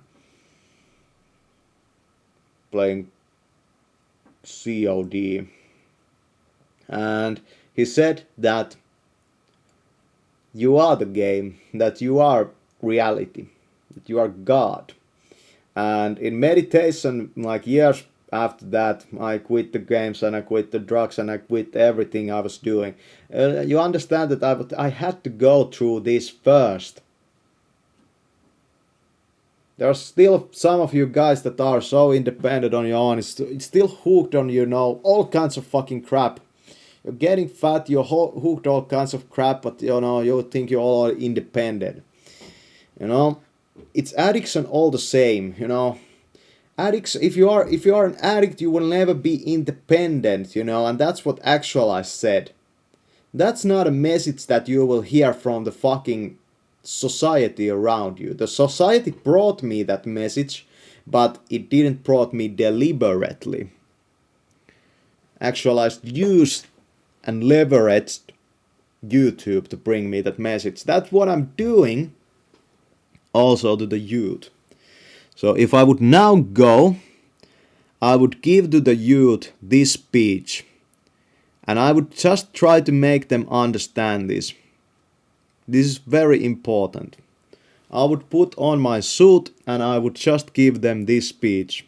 It might be a very important speech for a young person. Okay.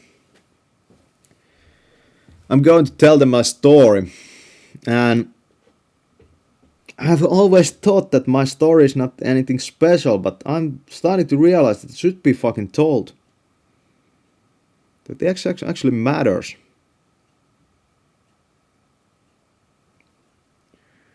So, Actualized said that you are the game. And that's the truth. You are not a player. So when somebody sells to you a book that is named Master the Game, then of course money is part of the game.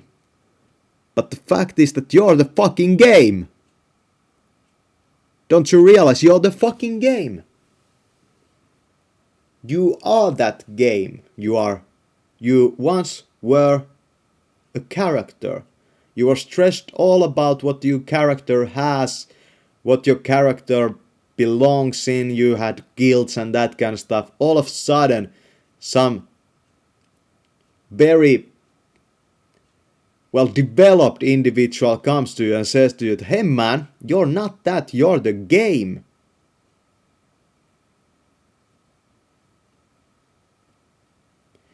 How does that change how you experience life? I have never given that talk to any young person because I know that they won't be able to understand and handle it. It's reserved. I haven't given that talk to almost any of my fans either.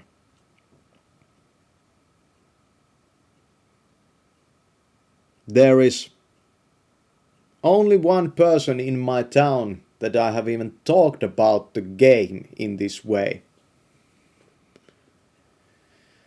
It's a game.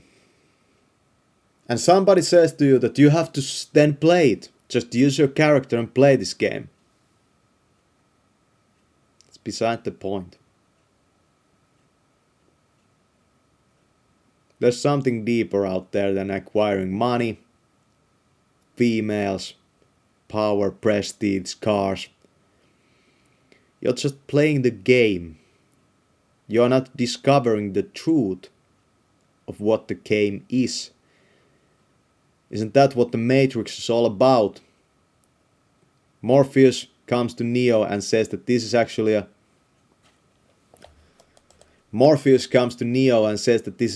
game. It's not a reality. It's a hallucination, a virtual reality, not real.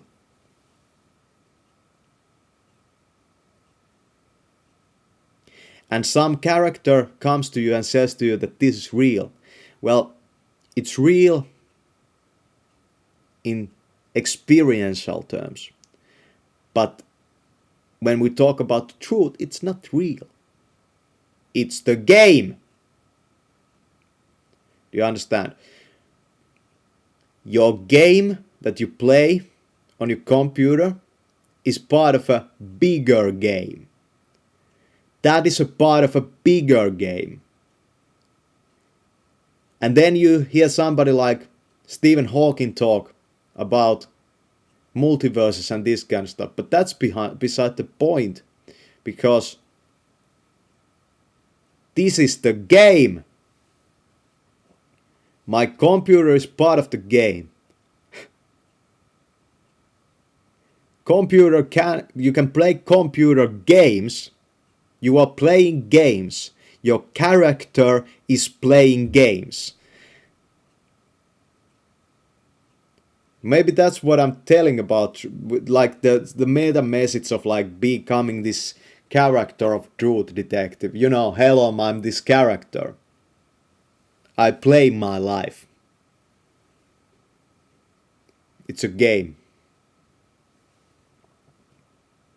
But what's the deeper truth behind that is that gamers are characters, but you're not really a character.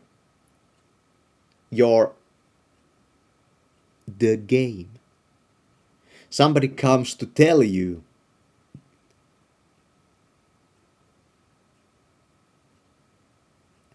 it's just that you had the opportunity to transcend your character because you didn't develop your character. You didn't go into it so wholeheartedly. You didn't believe the character because You saw in the World of Warcraft that you could delete your character. You saw that your character was just one of the characters and you could choose the character. You didn't have to be a warrior. It was kind of like, think about it. Okay, I'm going right now to my video camera and I'm going to deliver a speech, maybe in Finnish and also in English, about my past. And I'm going to deliver this most important speech of your whole life. And I'm going to give them this tonight. And I'm going to hit pause. And okay, I delivered those two speeches. And I'm glad I did. But they were better than in the past when I delivered those speeches. But yeah, when I think about the journey that kind of led me to give that speech to the people, or I mean my audience, it was a huge journey and a very rare one, I know. Yeah, I know that it was a very rare one and a very rarely traversed past, and not many people probably understand why I did it, but I know.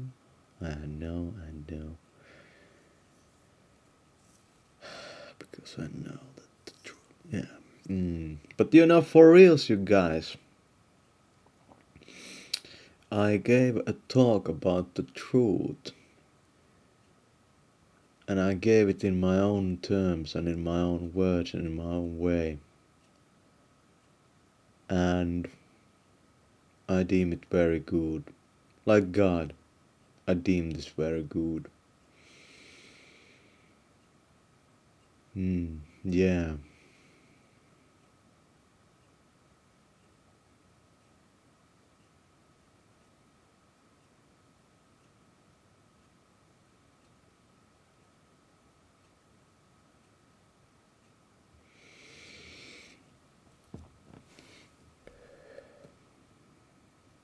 And it's all one. Yeah. So when you think about it, the mind is all the problem there is. The mind and its desire. How it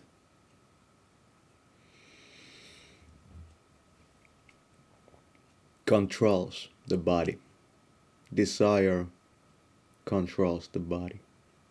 The mind, desire, moves the body. And the individual suffers deeply from being this thing. Yeah, pain and that kind of stuff.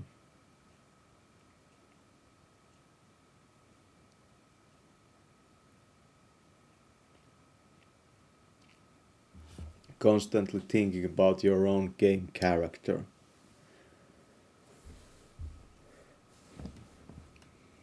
And how to make it better. Chasing after mounts.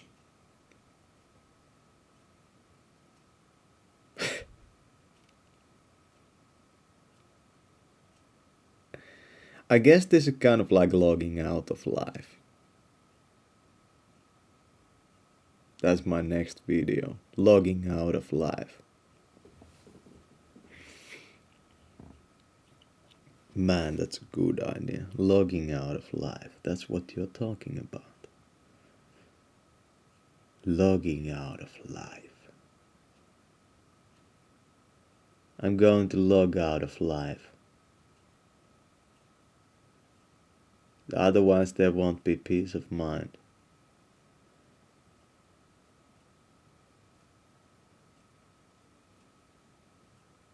Yeah. get that.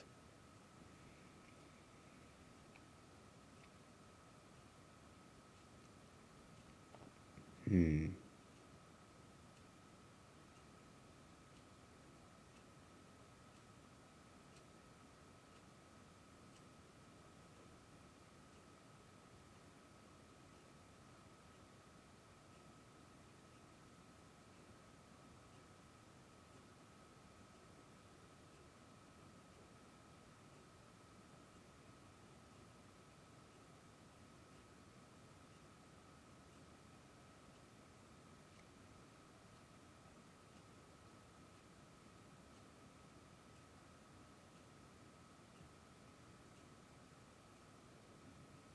I'm going to log out of live.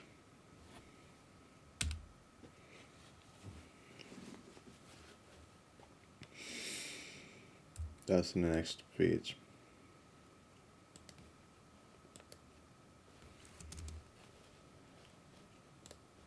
I'm over here.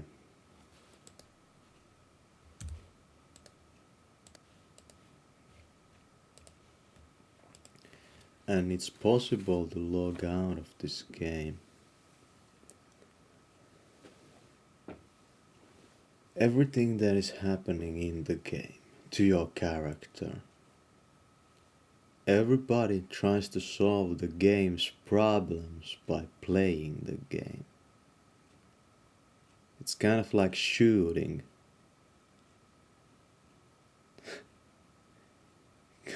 Enemies in some stupid first-person shooter.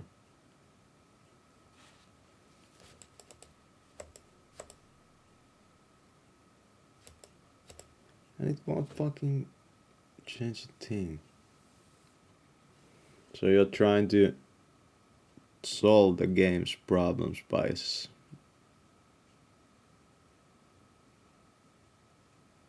playing the game. No. The only way that you can solve a problem of the game is to become a developer of the game. To understand how the game was made.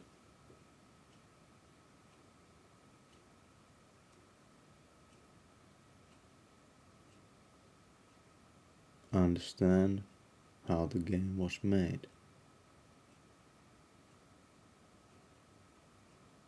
And I'm here to tell you about that.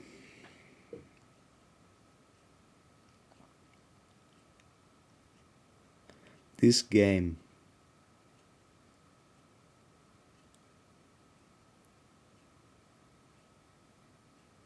do you know what the Bible tells? The Bible tells that this is a game. And that God created this game. God created this fucking game. God is the developer.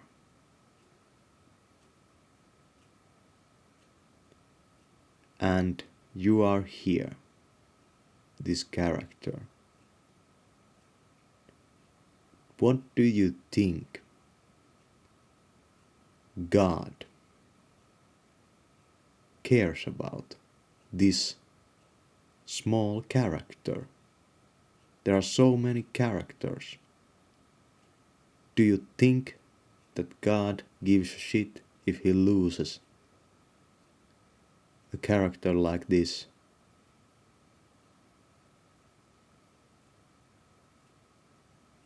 If God was playing some RTS, do you think God would care? He probably wouldn't. And when you pray, it's kind of like you try to send an fucking email to the developer of the game, like World of Warcraft, and create a change in that fucking game. You think that's going to affect the game? Or that they will make the game more easily be winnable for you? For your character?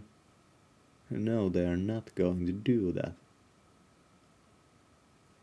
Of course they are not going to do that. Why would they? Oh, now you're starting to understand that you pray. You pray for the God to save you. Like you prayed back there in the cold. And nothing has happened to make your situation any better after that.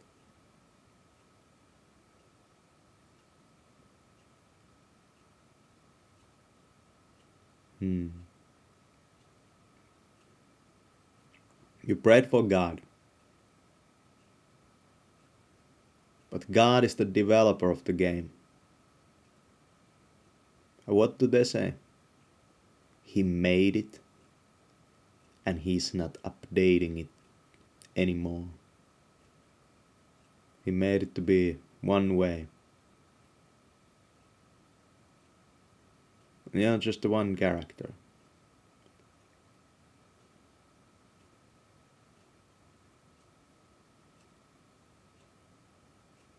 You're not the fucking character. Don't you realize? When you think like that, you are just like a squirrel trying to amass yourself stuff in the game. It's a game. This is you. This is you. They're lying.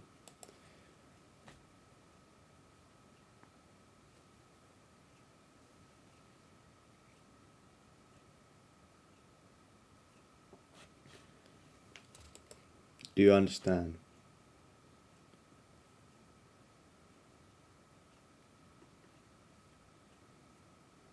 You're amassing yourself in the game. This is a game. And when you go into that way of thinking, you become the character. And you're not the fucking character. You become a squirrel. Do you want to be a squirrel? Squirrels are pretty small creatures, you know. Squirrels are very small creatures, you know. Do you want to be a fucking squirrel all your life? Be following those guys, you know, all the same, you know. Their thinking is very much the same. They haven't awakened.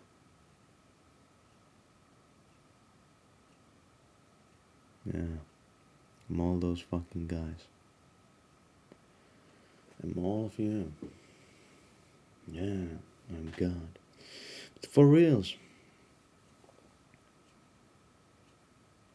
then doesn't it mean that when they would realize that, well, it's just they won't realize that.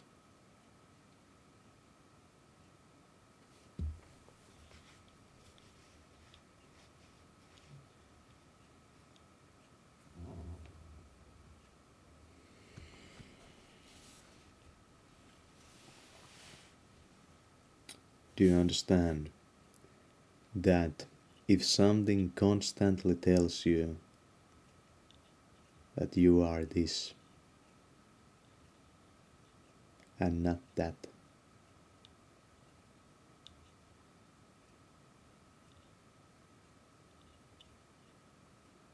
you have to understand that this is the deepest truth. That all your thinking is related to your character.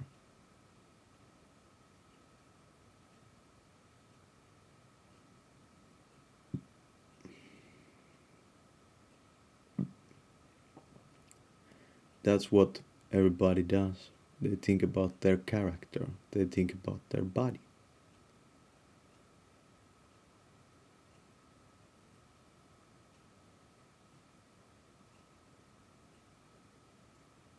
Do you know something?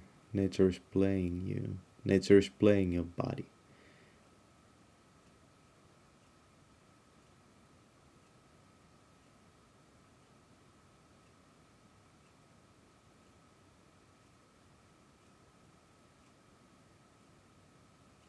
You are God.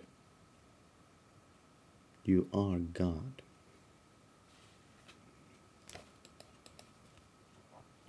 You are fucking God. So it's all fucking one. So it's all fucking one.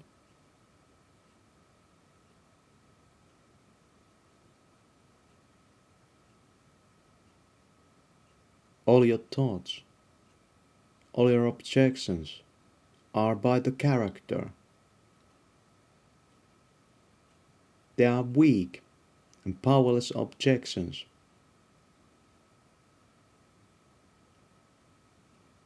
Do you understand? If you want the fucking truth, now is the fucking time.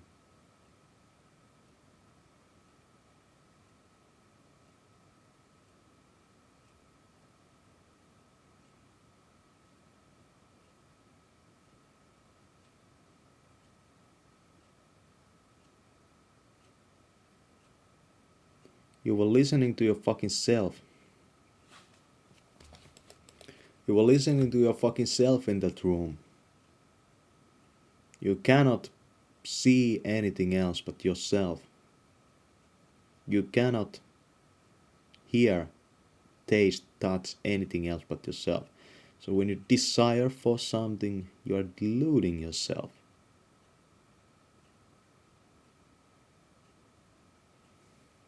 It's that I don't have this thing right now. Of course you don't. But you might have the truth.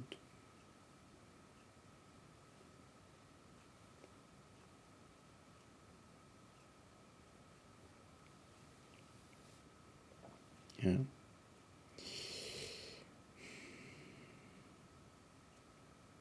All your thinking are just ways of devising plans, actions, of how to make this character more powerful. And there are, these powerful characters in this game.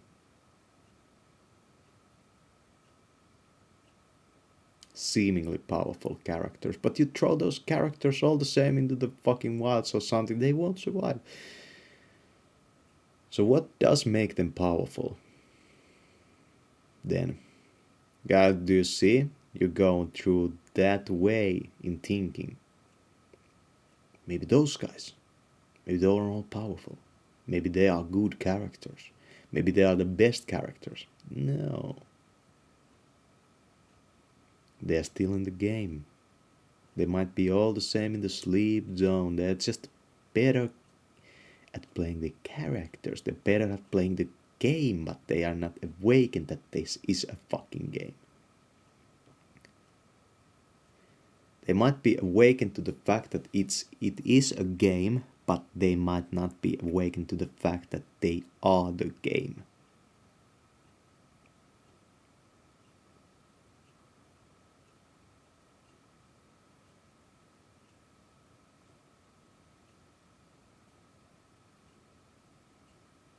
And you think about in your ego that you want to become this big player. But I'm going to say to you that it won't matter if you are a small player or a big player. The game wants to tell you that you have to be a big player to matter.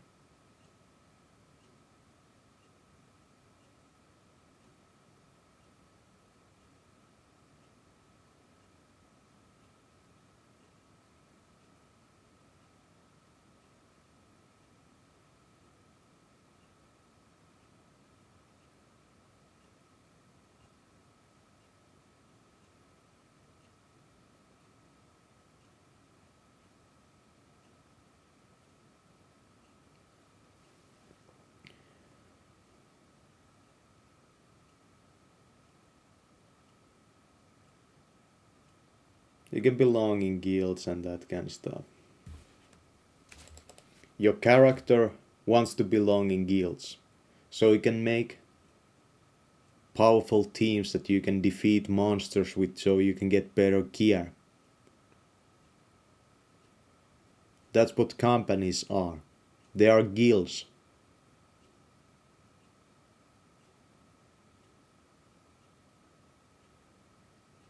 Then you can go around and show off your gear. World of Warcraft is like life. But it's only a small sliver of what life is all about.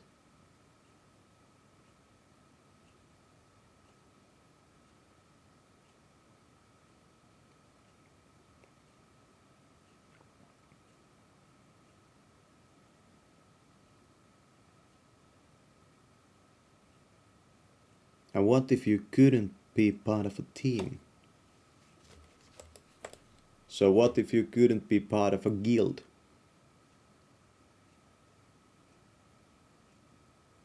But he's really saying you should join a guild. And the mafia was a guild. The mafia is a guild. And the mafia breaks the rules of the game. But they might not be awakened that indeed they are the game themselves. So, we're gonna map out different kind of people. There are people who are playing the game. There are people who are playing the game. There are people who are awakened to the fact that they are the game. There are people who break the rules of the game.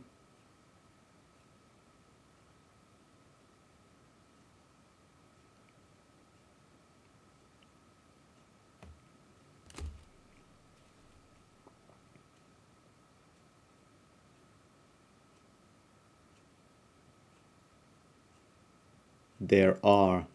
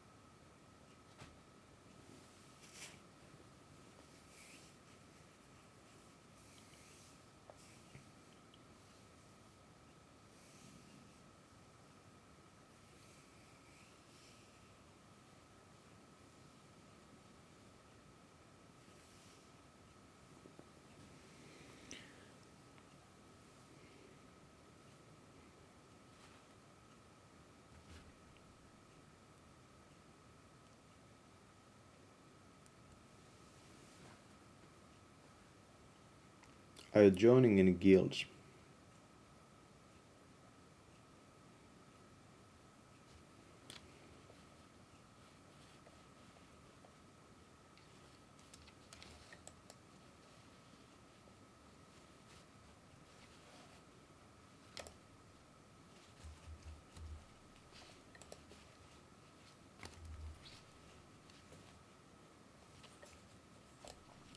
The fact is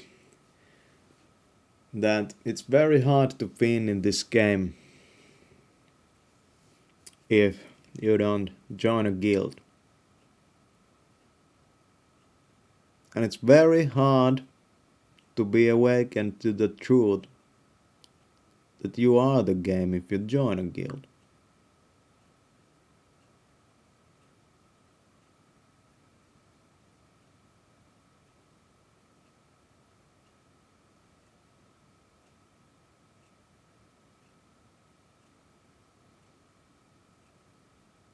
And all your thoughts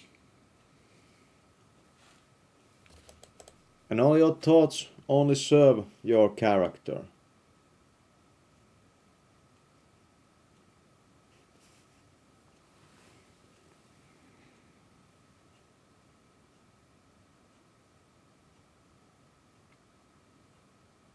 If the game is very hard on you and you don't want to play anymore, it's okay to quit.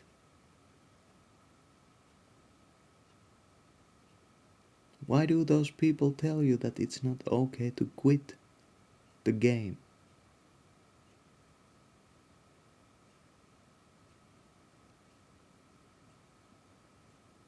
It's very hard on your character.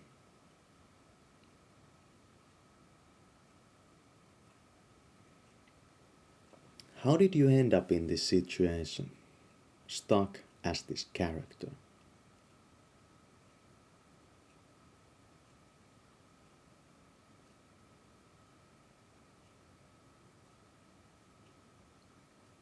Suicide is deleting the character. Guess you will end up back in the logging screen, and you might realize that you have incredible characters you forgot that you had. Don't you realize that? Now stand up and go and give a talk.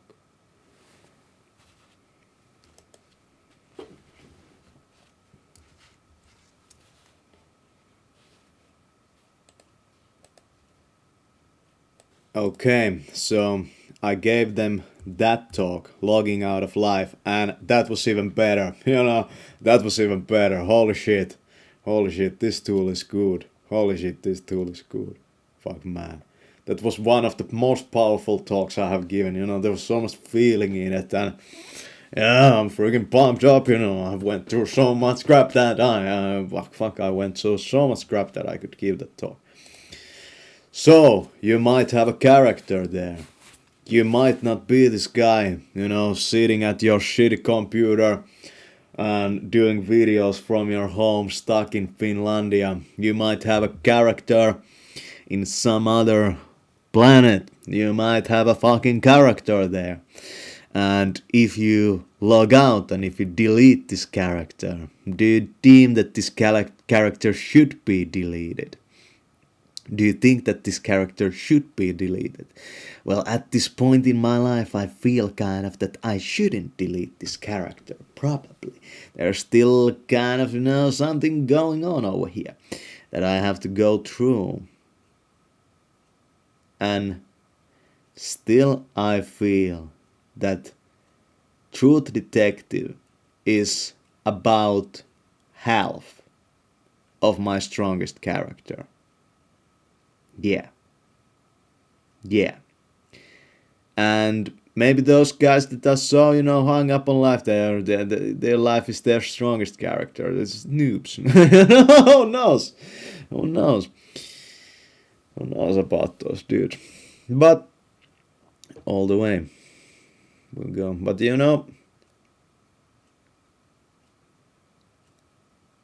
it just brings to your mind that there might be a different route to acquiring what you want.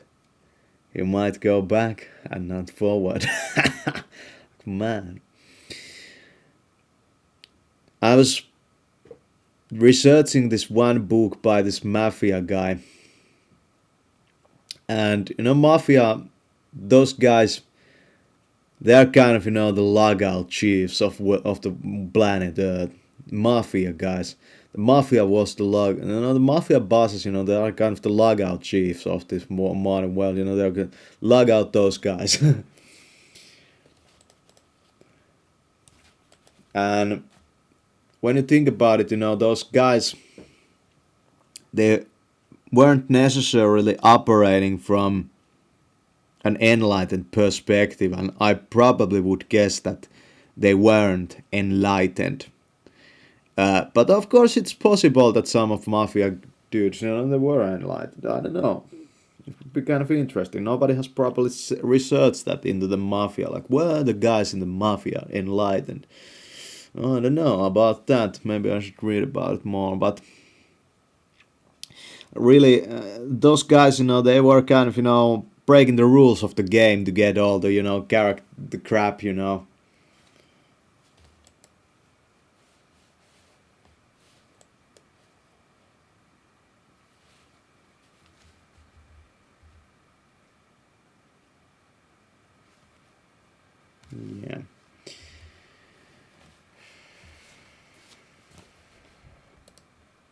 Kind of like that.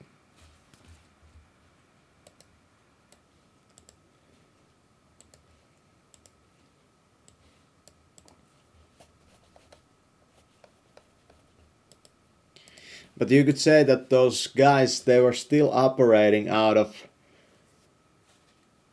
desire. Their way of operating in the world was through desire. And operating through desire is very a character thing to do.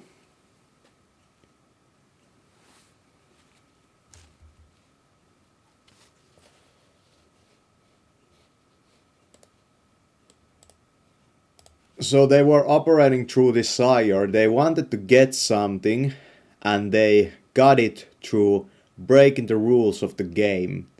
And there were those guys that tried to fulfill their desires by enforcing the rules of the game.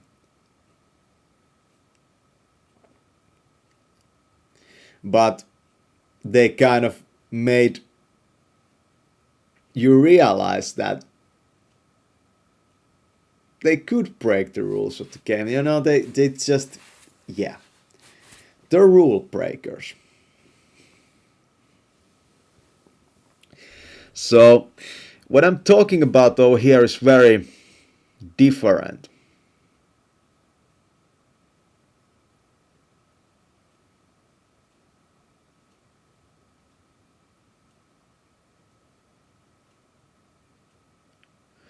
I'm really trying to make you probably understand over here that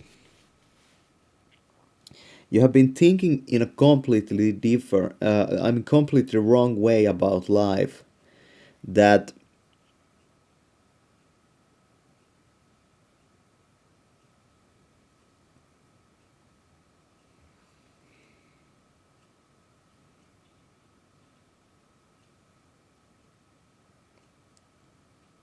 you don't ask the question, what is this thing? And you don't ask the question, what is this thing? You ask, how can I play this, or how can I acquire this? If you think about your whole journey through WoW, how many times did you actually think like, what is this game really? Or what is it made out of? Or what is it?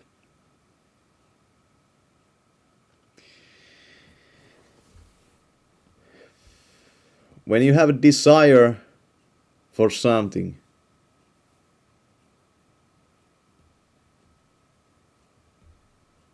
the mafia and the protection, it's really about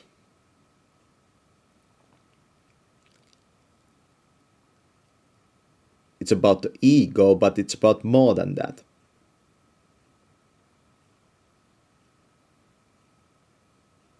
The game was really hard back then.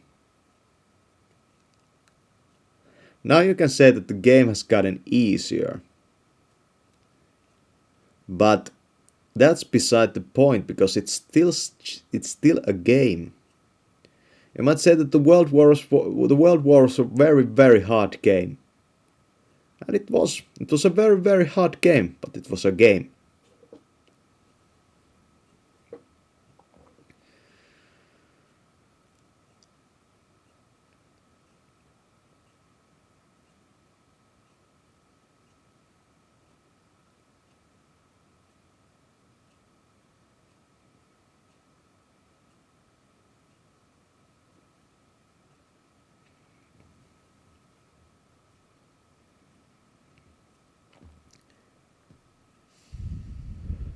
And everybody was thinking that this is getting deep.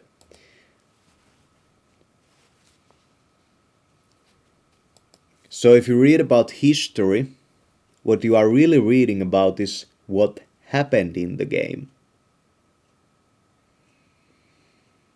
You are reading about what has happened in the game.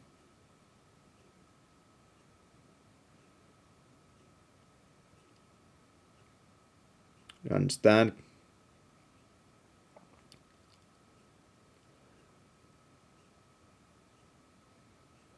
The mind to be freed from the game.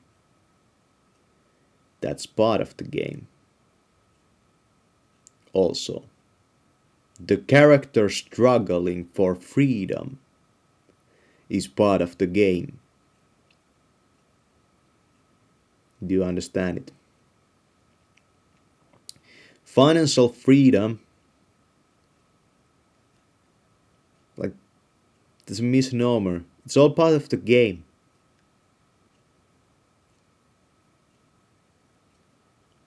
When somebody comes to tell you, master the game, or make the game winnable,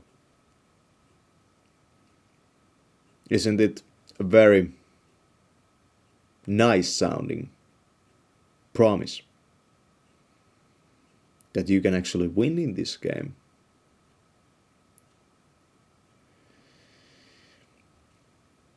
You have to understand that in winning, there's usually a prize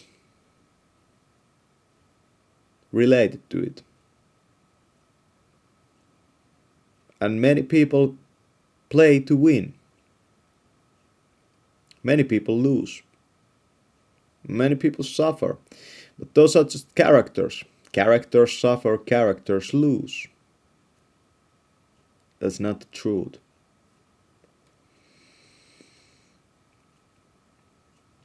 My character at the moment is hungry. And I'm not going to do anything about that. My character is going to be hungry. I won't feed my character.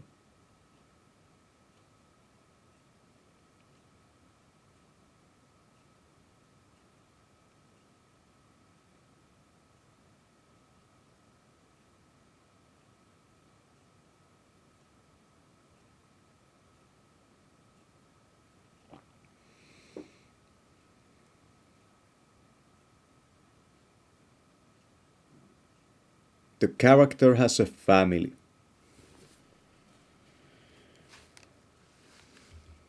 Then the character has a family. And it's a very interesting family filled with characters themselves.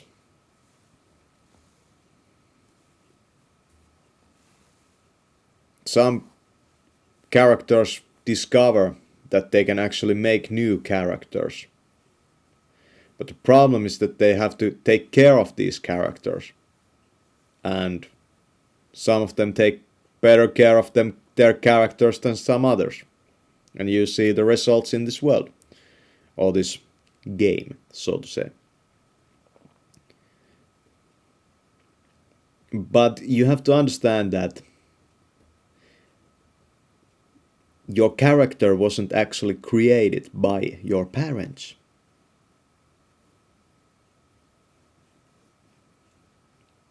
Yeah.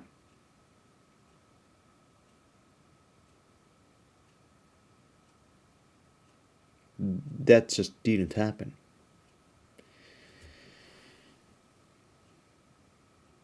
Your consciousness assumed your body and logged in. So it kind of intriguing, created the character, and now you're there. Stuck. Not finding the logout button. Not very easy to log out of this game now, isn't it? Oh man, that's deep. Yeah, of course it's not very easy to log out of this game, but I'm going to show you that this button, this red button, this is the logout button. Do you see that? Half circle, like a pill. And it's red. And it's a circle. And then there's a straight line down. And it resembles a microphone. But it's not that. It's not what it looks like. You see how there's a round shape, and the round shape is gray, like your fedora.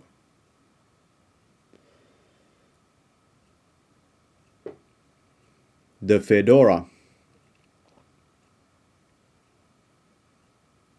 is a helmet or a hat for the character, and the shop you buy your character gear in is kind of like the auction house or the armorer in World of Warcraft. And your character starts to think that maybe I should be in some way involved with selling this gear to the people. Maybe they will become better. Or maybe I will be able to make my character kind of better through working with this armor stuff. And that might be true, but that's not the truth.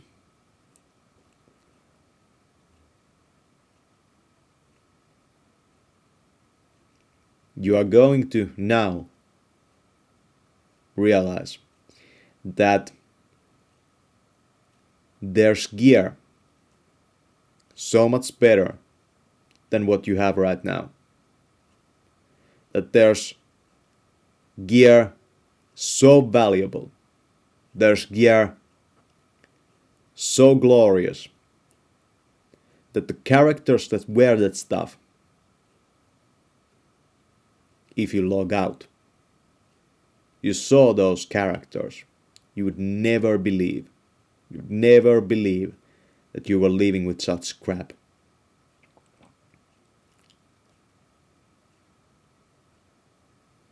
Planet Earth, what we have right now over here, it's just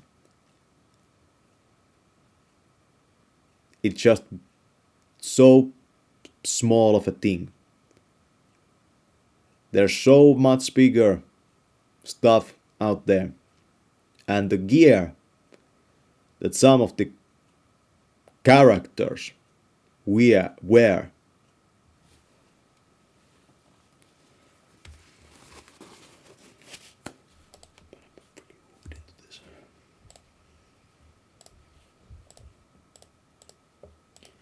And some of the characters wear such fine gear that you would never be able to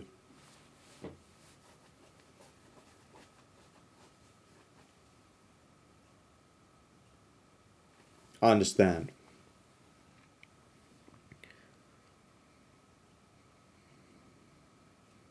But then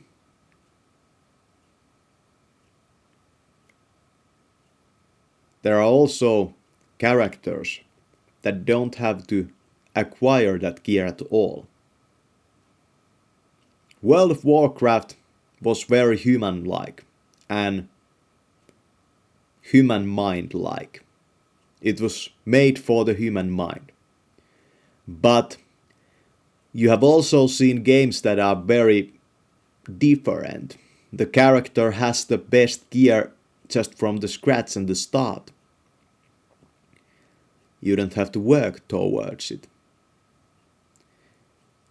You have to understand that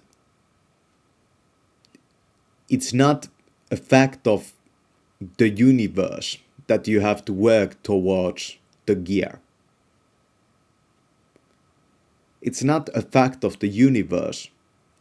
It's a rule in the system, or it's a rule in the game. Do you understand that? It's a rule in the game that you have to work for this stuff.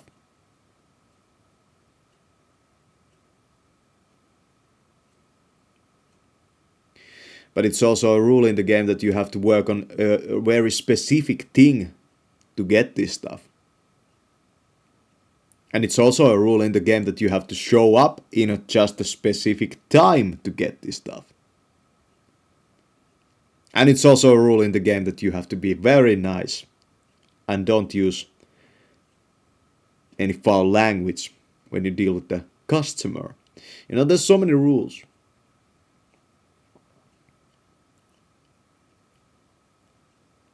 But that's just the game. And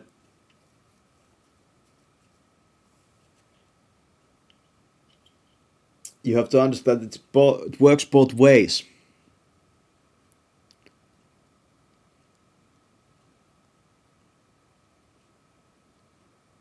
The customers obey these rules.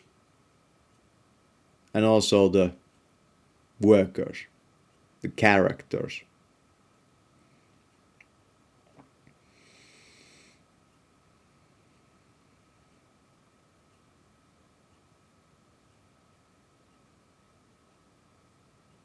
So, think about it. You are some nigger on some desert or in Africa, and there's no even possibility to get clean water for your character, or let alone do anything else but kill other characters with an AK-47.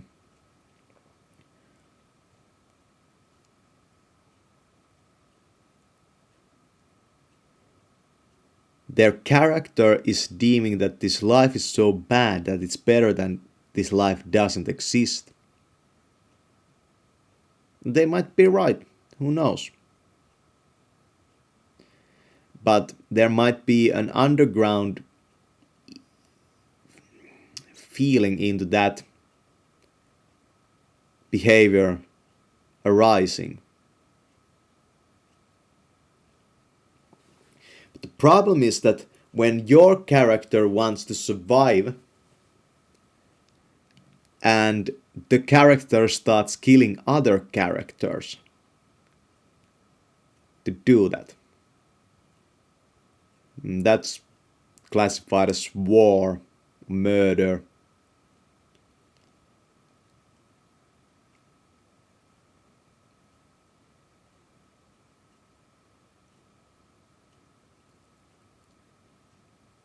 Yeah, it's classified as war or murder. But when you think about it,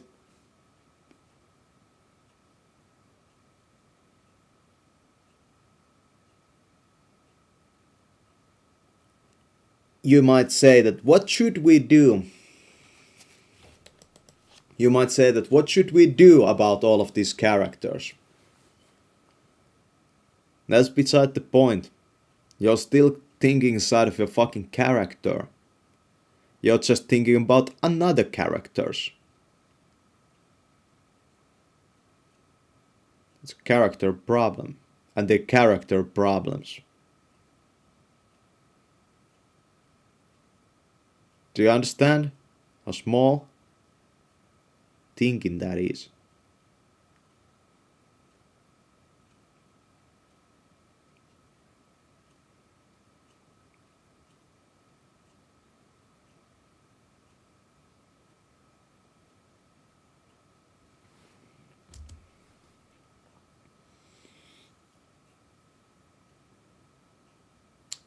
Characters are trying to solve.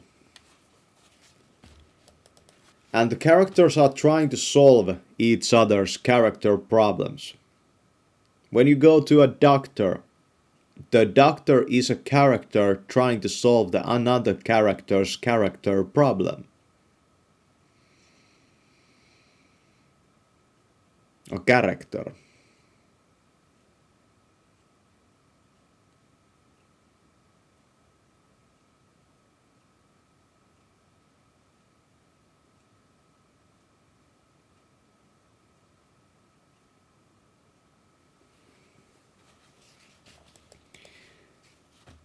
And maybe you have seen the stuff where I play characters.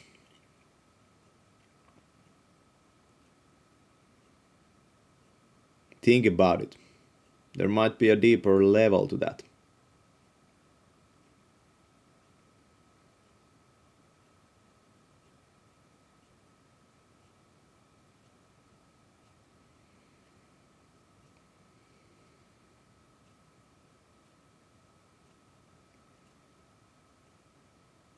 So, do you want to really solve once and for all your character problems? I'm going to help you do that. You just have to go now and give that talk. Now do it in Finnish.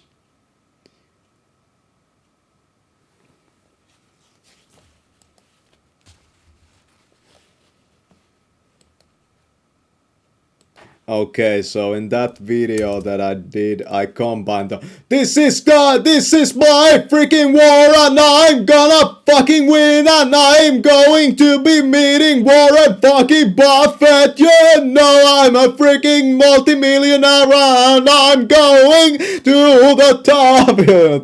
That kind of stuff. I combined it with the speech and it was pretty hilarious. Yeah, I'm becoming pretty good in this. Yeah, one of those things that when you really start to practice, you know, you see some things. But you know, it's character problems. So I noticed that now that I'm a little hungry, I start to think more like a character. I start to think more like a character, like I have to solve this character problem, I have to move this character. I know that I have some food right now and I could like go and I could eat it, but at the same time, you know, I just think that it's just a character problem, you know, I'm just, you know, hungry, or my character is hungry. I don't really have to do anything about that. Yeah. And yeah. So, yeah. I don't really care about my hunger problems at all, and I'm going to the fucking top of the music world. I'm the freaking anarchist and gonna save the world. I'm going to the fucking top of the music train. I don't care about music at fucking all. I'm gonna save all the niggers in the Africas. I have the power and I have the fucking spirit. I have the freaking fastest singing style. Something like that. But yeah, when you think about it, it's very possible that when I have been thinking about that glorious life I would want to have, you know, I visualized, you know, there was this one question in Anthony Robbins' book, like, what would be the optimal, like, if you could design your life, what would be the optimal thing? And I was thinking about, you know, high ceilings and yeah, high ceilings and, you know, glorious palaces. But I don't really know if those would be kind of the best places to be truth detective in, because aren't those surfaces kind of hard in those places? I don't know. I don't know how the human voice would work in those places, but yeah, I'm pretty sure I'm starting to kind of think and I'm starting to kind of see into that future of mine. I'm starting to kind of see myself in a place that would kind of, yeah, like match. I don't know, match to me. I don't know. That's just character thinking, you know, like fantasizing is also character thinking. And it's a character problem. Yeah, you're right. You're right. It's a character problem. Yeah, if you think like that, then that's right. There are no health problems. So now we have to like do everything like from the scratch. So there are no health problems. There So if we think about from the scratch, we have to understand that there are no health problems. There are only character problems. So now I'm thinking about my character problems, but then there are other people's character problems that I think about their character problems with my character, and it's a waste of fucking character time. Yeah.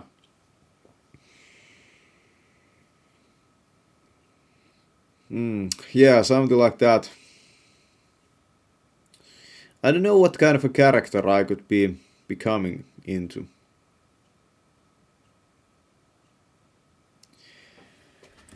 It would be a very funny thing to be performing this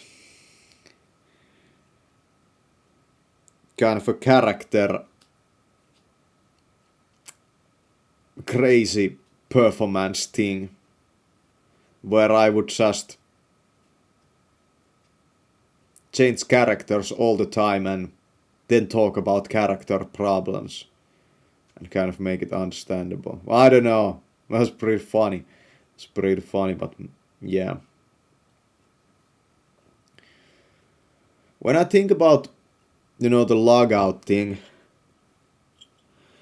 my life really sometimes feels like I would want to log out and just delete this character. But at the same time, maybe there's something there. But it's just small thinking, thinking if I should delete this character or not. Do you understand how small that is? You know? Thinking about like suicide, that's like small thinking. But then again, almost every thinking is pretty small. I mean, it's character thinking. And then when you make like decisions, it's all character stuff too.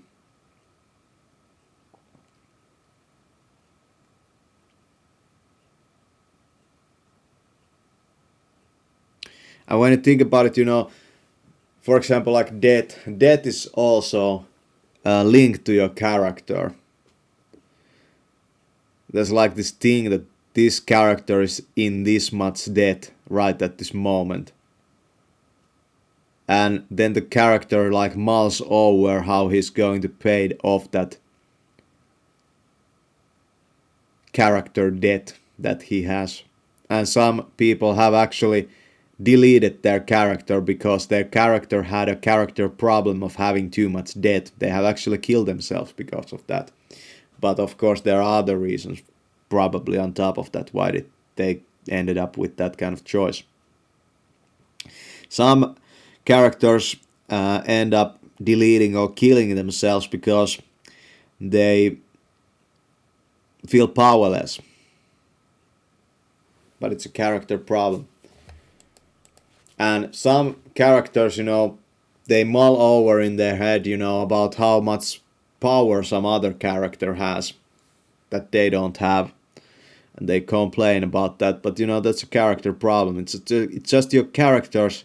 It's just your character's characteristic that you don't have this. And every character is kind of born into this, state that he has to go through. But the fact is that you don't have to be any character. You don't really have to go through this. You don't have to go through that. So, yeah. That's just the fucking truth. But of course you would kind of want. I'm again thinking like a fucking character. I'm just like thinking that of course it would be kind of nice to have. Yeah. Of course it would be kind of nice to have nice things for your character. Of course.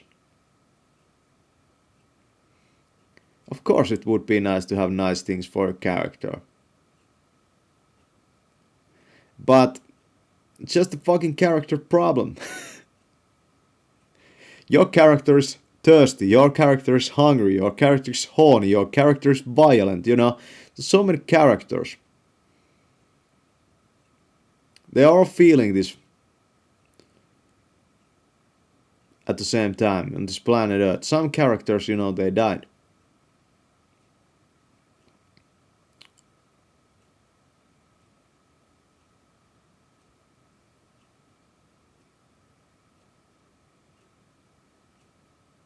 And it's very funny that some characters solve their character problems by becoming other characters.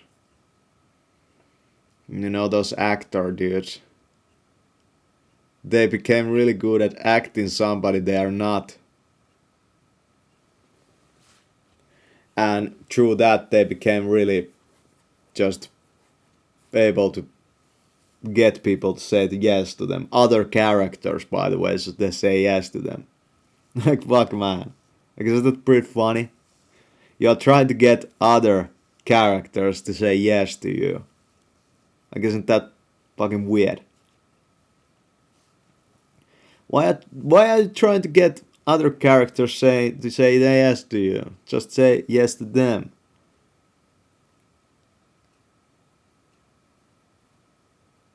Like, fuck, man, it's so much easier.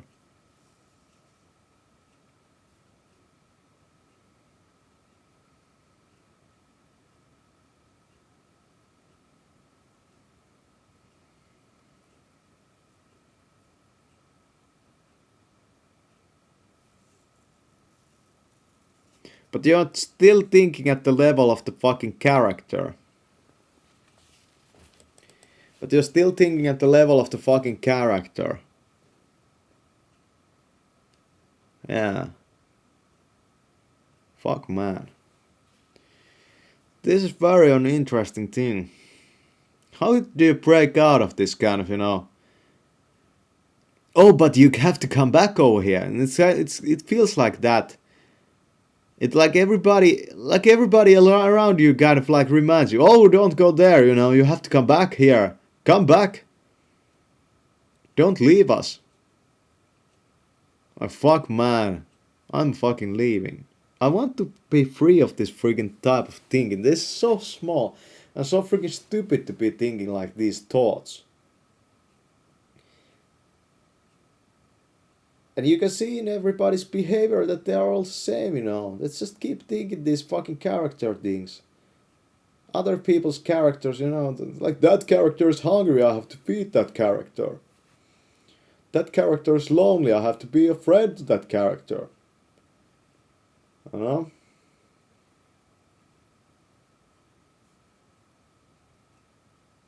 It's a fucking character problem, There's nothing else but character problems.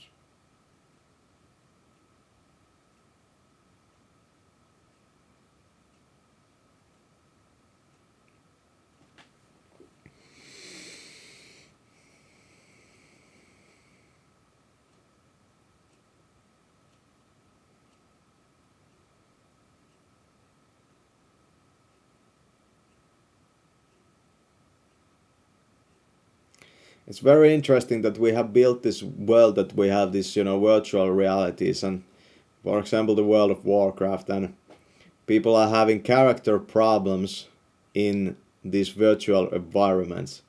But it might be very understandable why you wanted to play WoW all your life. Because your World of Warcraft character would never have the character problem of teeth pain.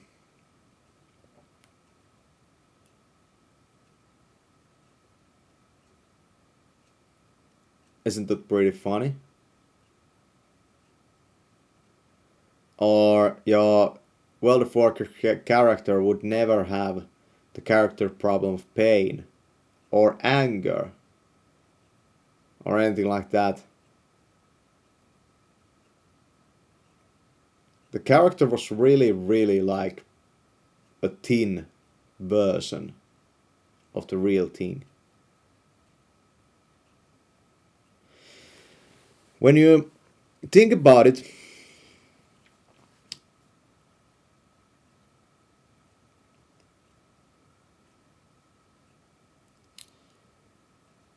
it's understandable that you want to escape your life to these virtual realities. Because in these virtual realities there are not those, problems, but those character problems. It's a kind of a new way to live.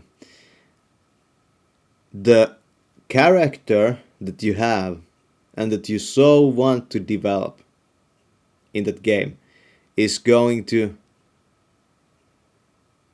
maybe make it so that you won't see specific character problems arise in your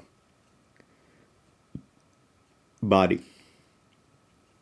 For example, you won't be going to the gym. You won't be fucking around with any girls.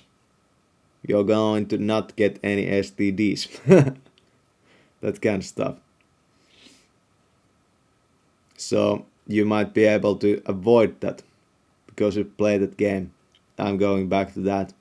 But then again, somebody's going to say that you're gonna miss out.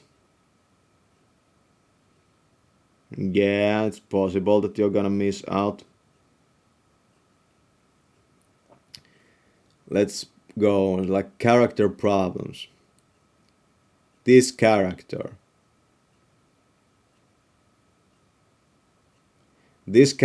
is very nice. He talks in a very. This character is very nice. He talks in a very solemn and smooth manner. But this other character is very harsh and talks in a very rough manner. There's very many characters over here.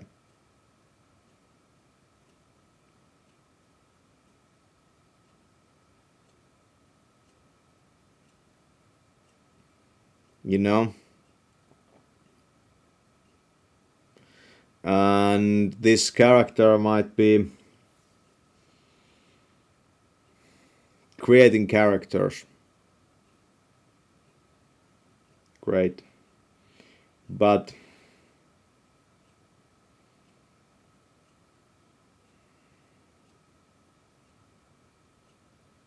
it's a very like inventive and a creative thing that somebody goes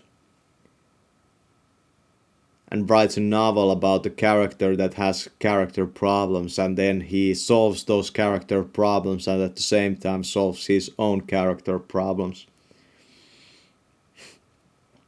Man, human beings are very inventive, you know, in what they do.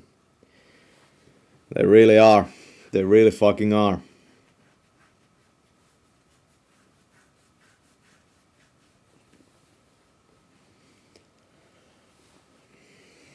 But there won't.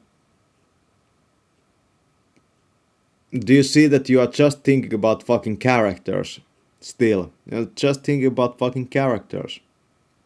Characters build stuff, but why do they build stuff? Well, they build stuff to solve the character problems.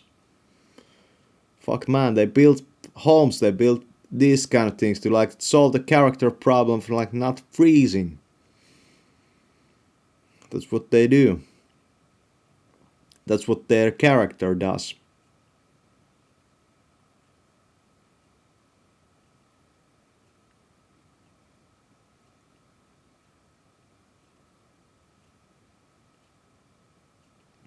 They boss each other around what they each should be doing, and it's a fucking mess.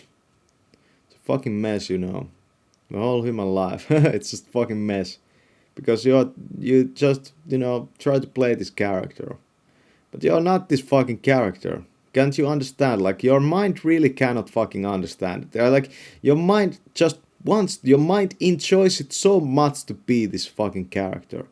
Your mind is just so freaking caught up in being the fucking character.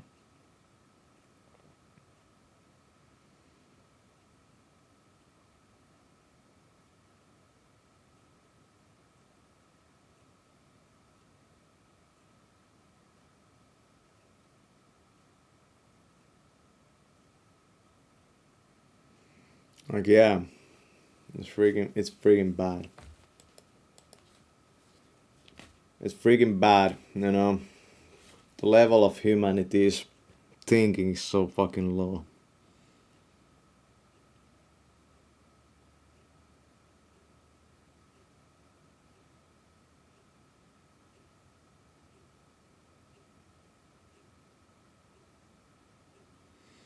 Hmm.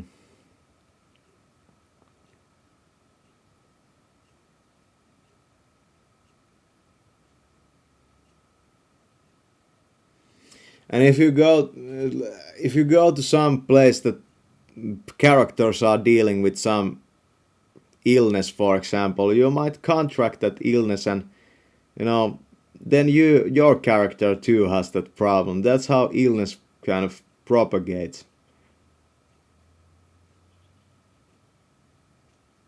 When a lot of people are having some health problem and they come together, they health problem, it propagates. And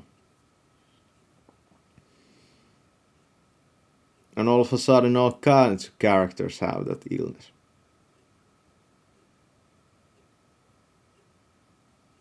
Think about it. Oh man, it's already fucking, no way. I'll sat here all fucking night.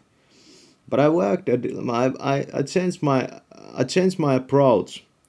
I was thinking about, I use this, two type of a method, just working over here, on just endless fucking words, and all of a sudden something pretty nice came up about it. Those couple of videos were worth it. Especially that logging out of life. Like, that sounds so fucking cool. Yeah. Thanks for watching. I think that's it.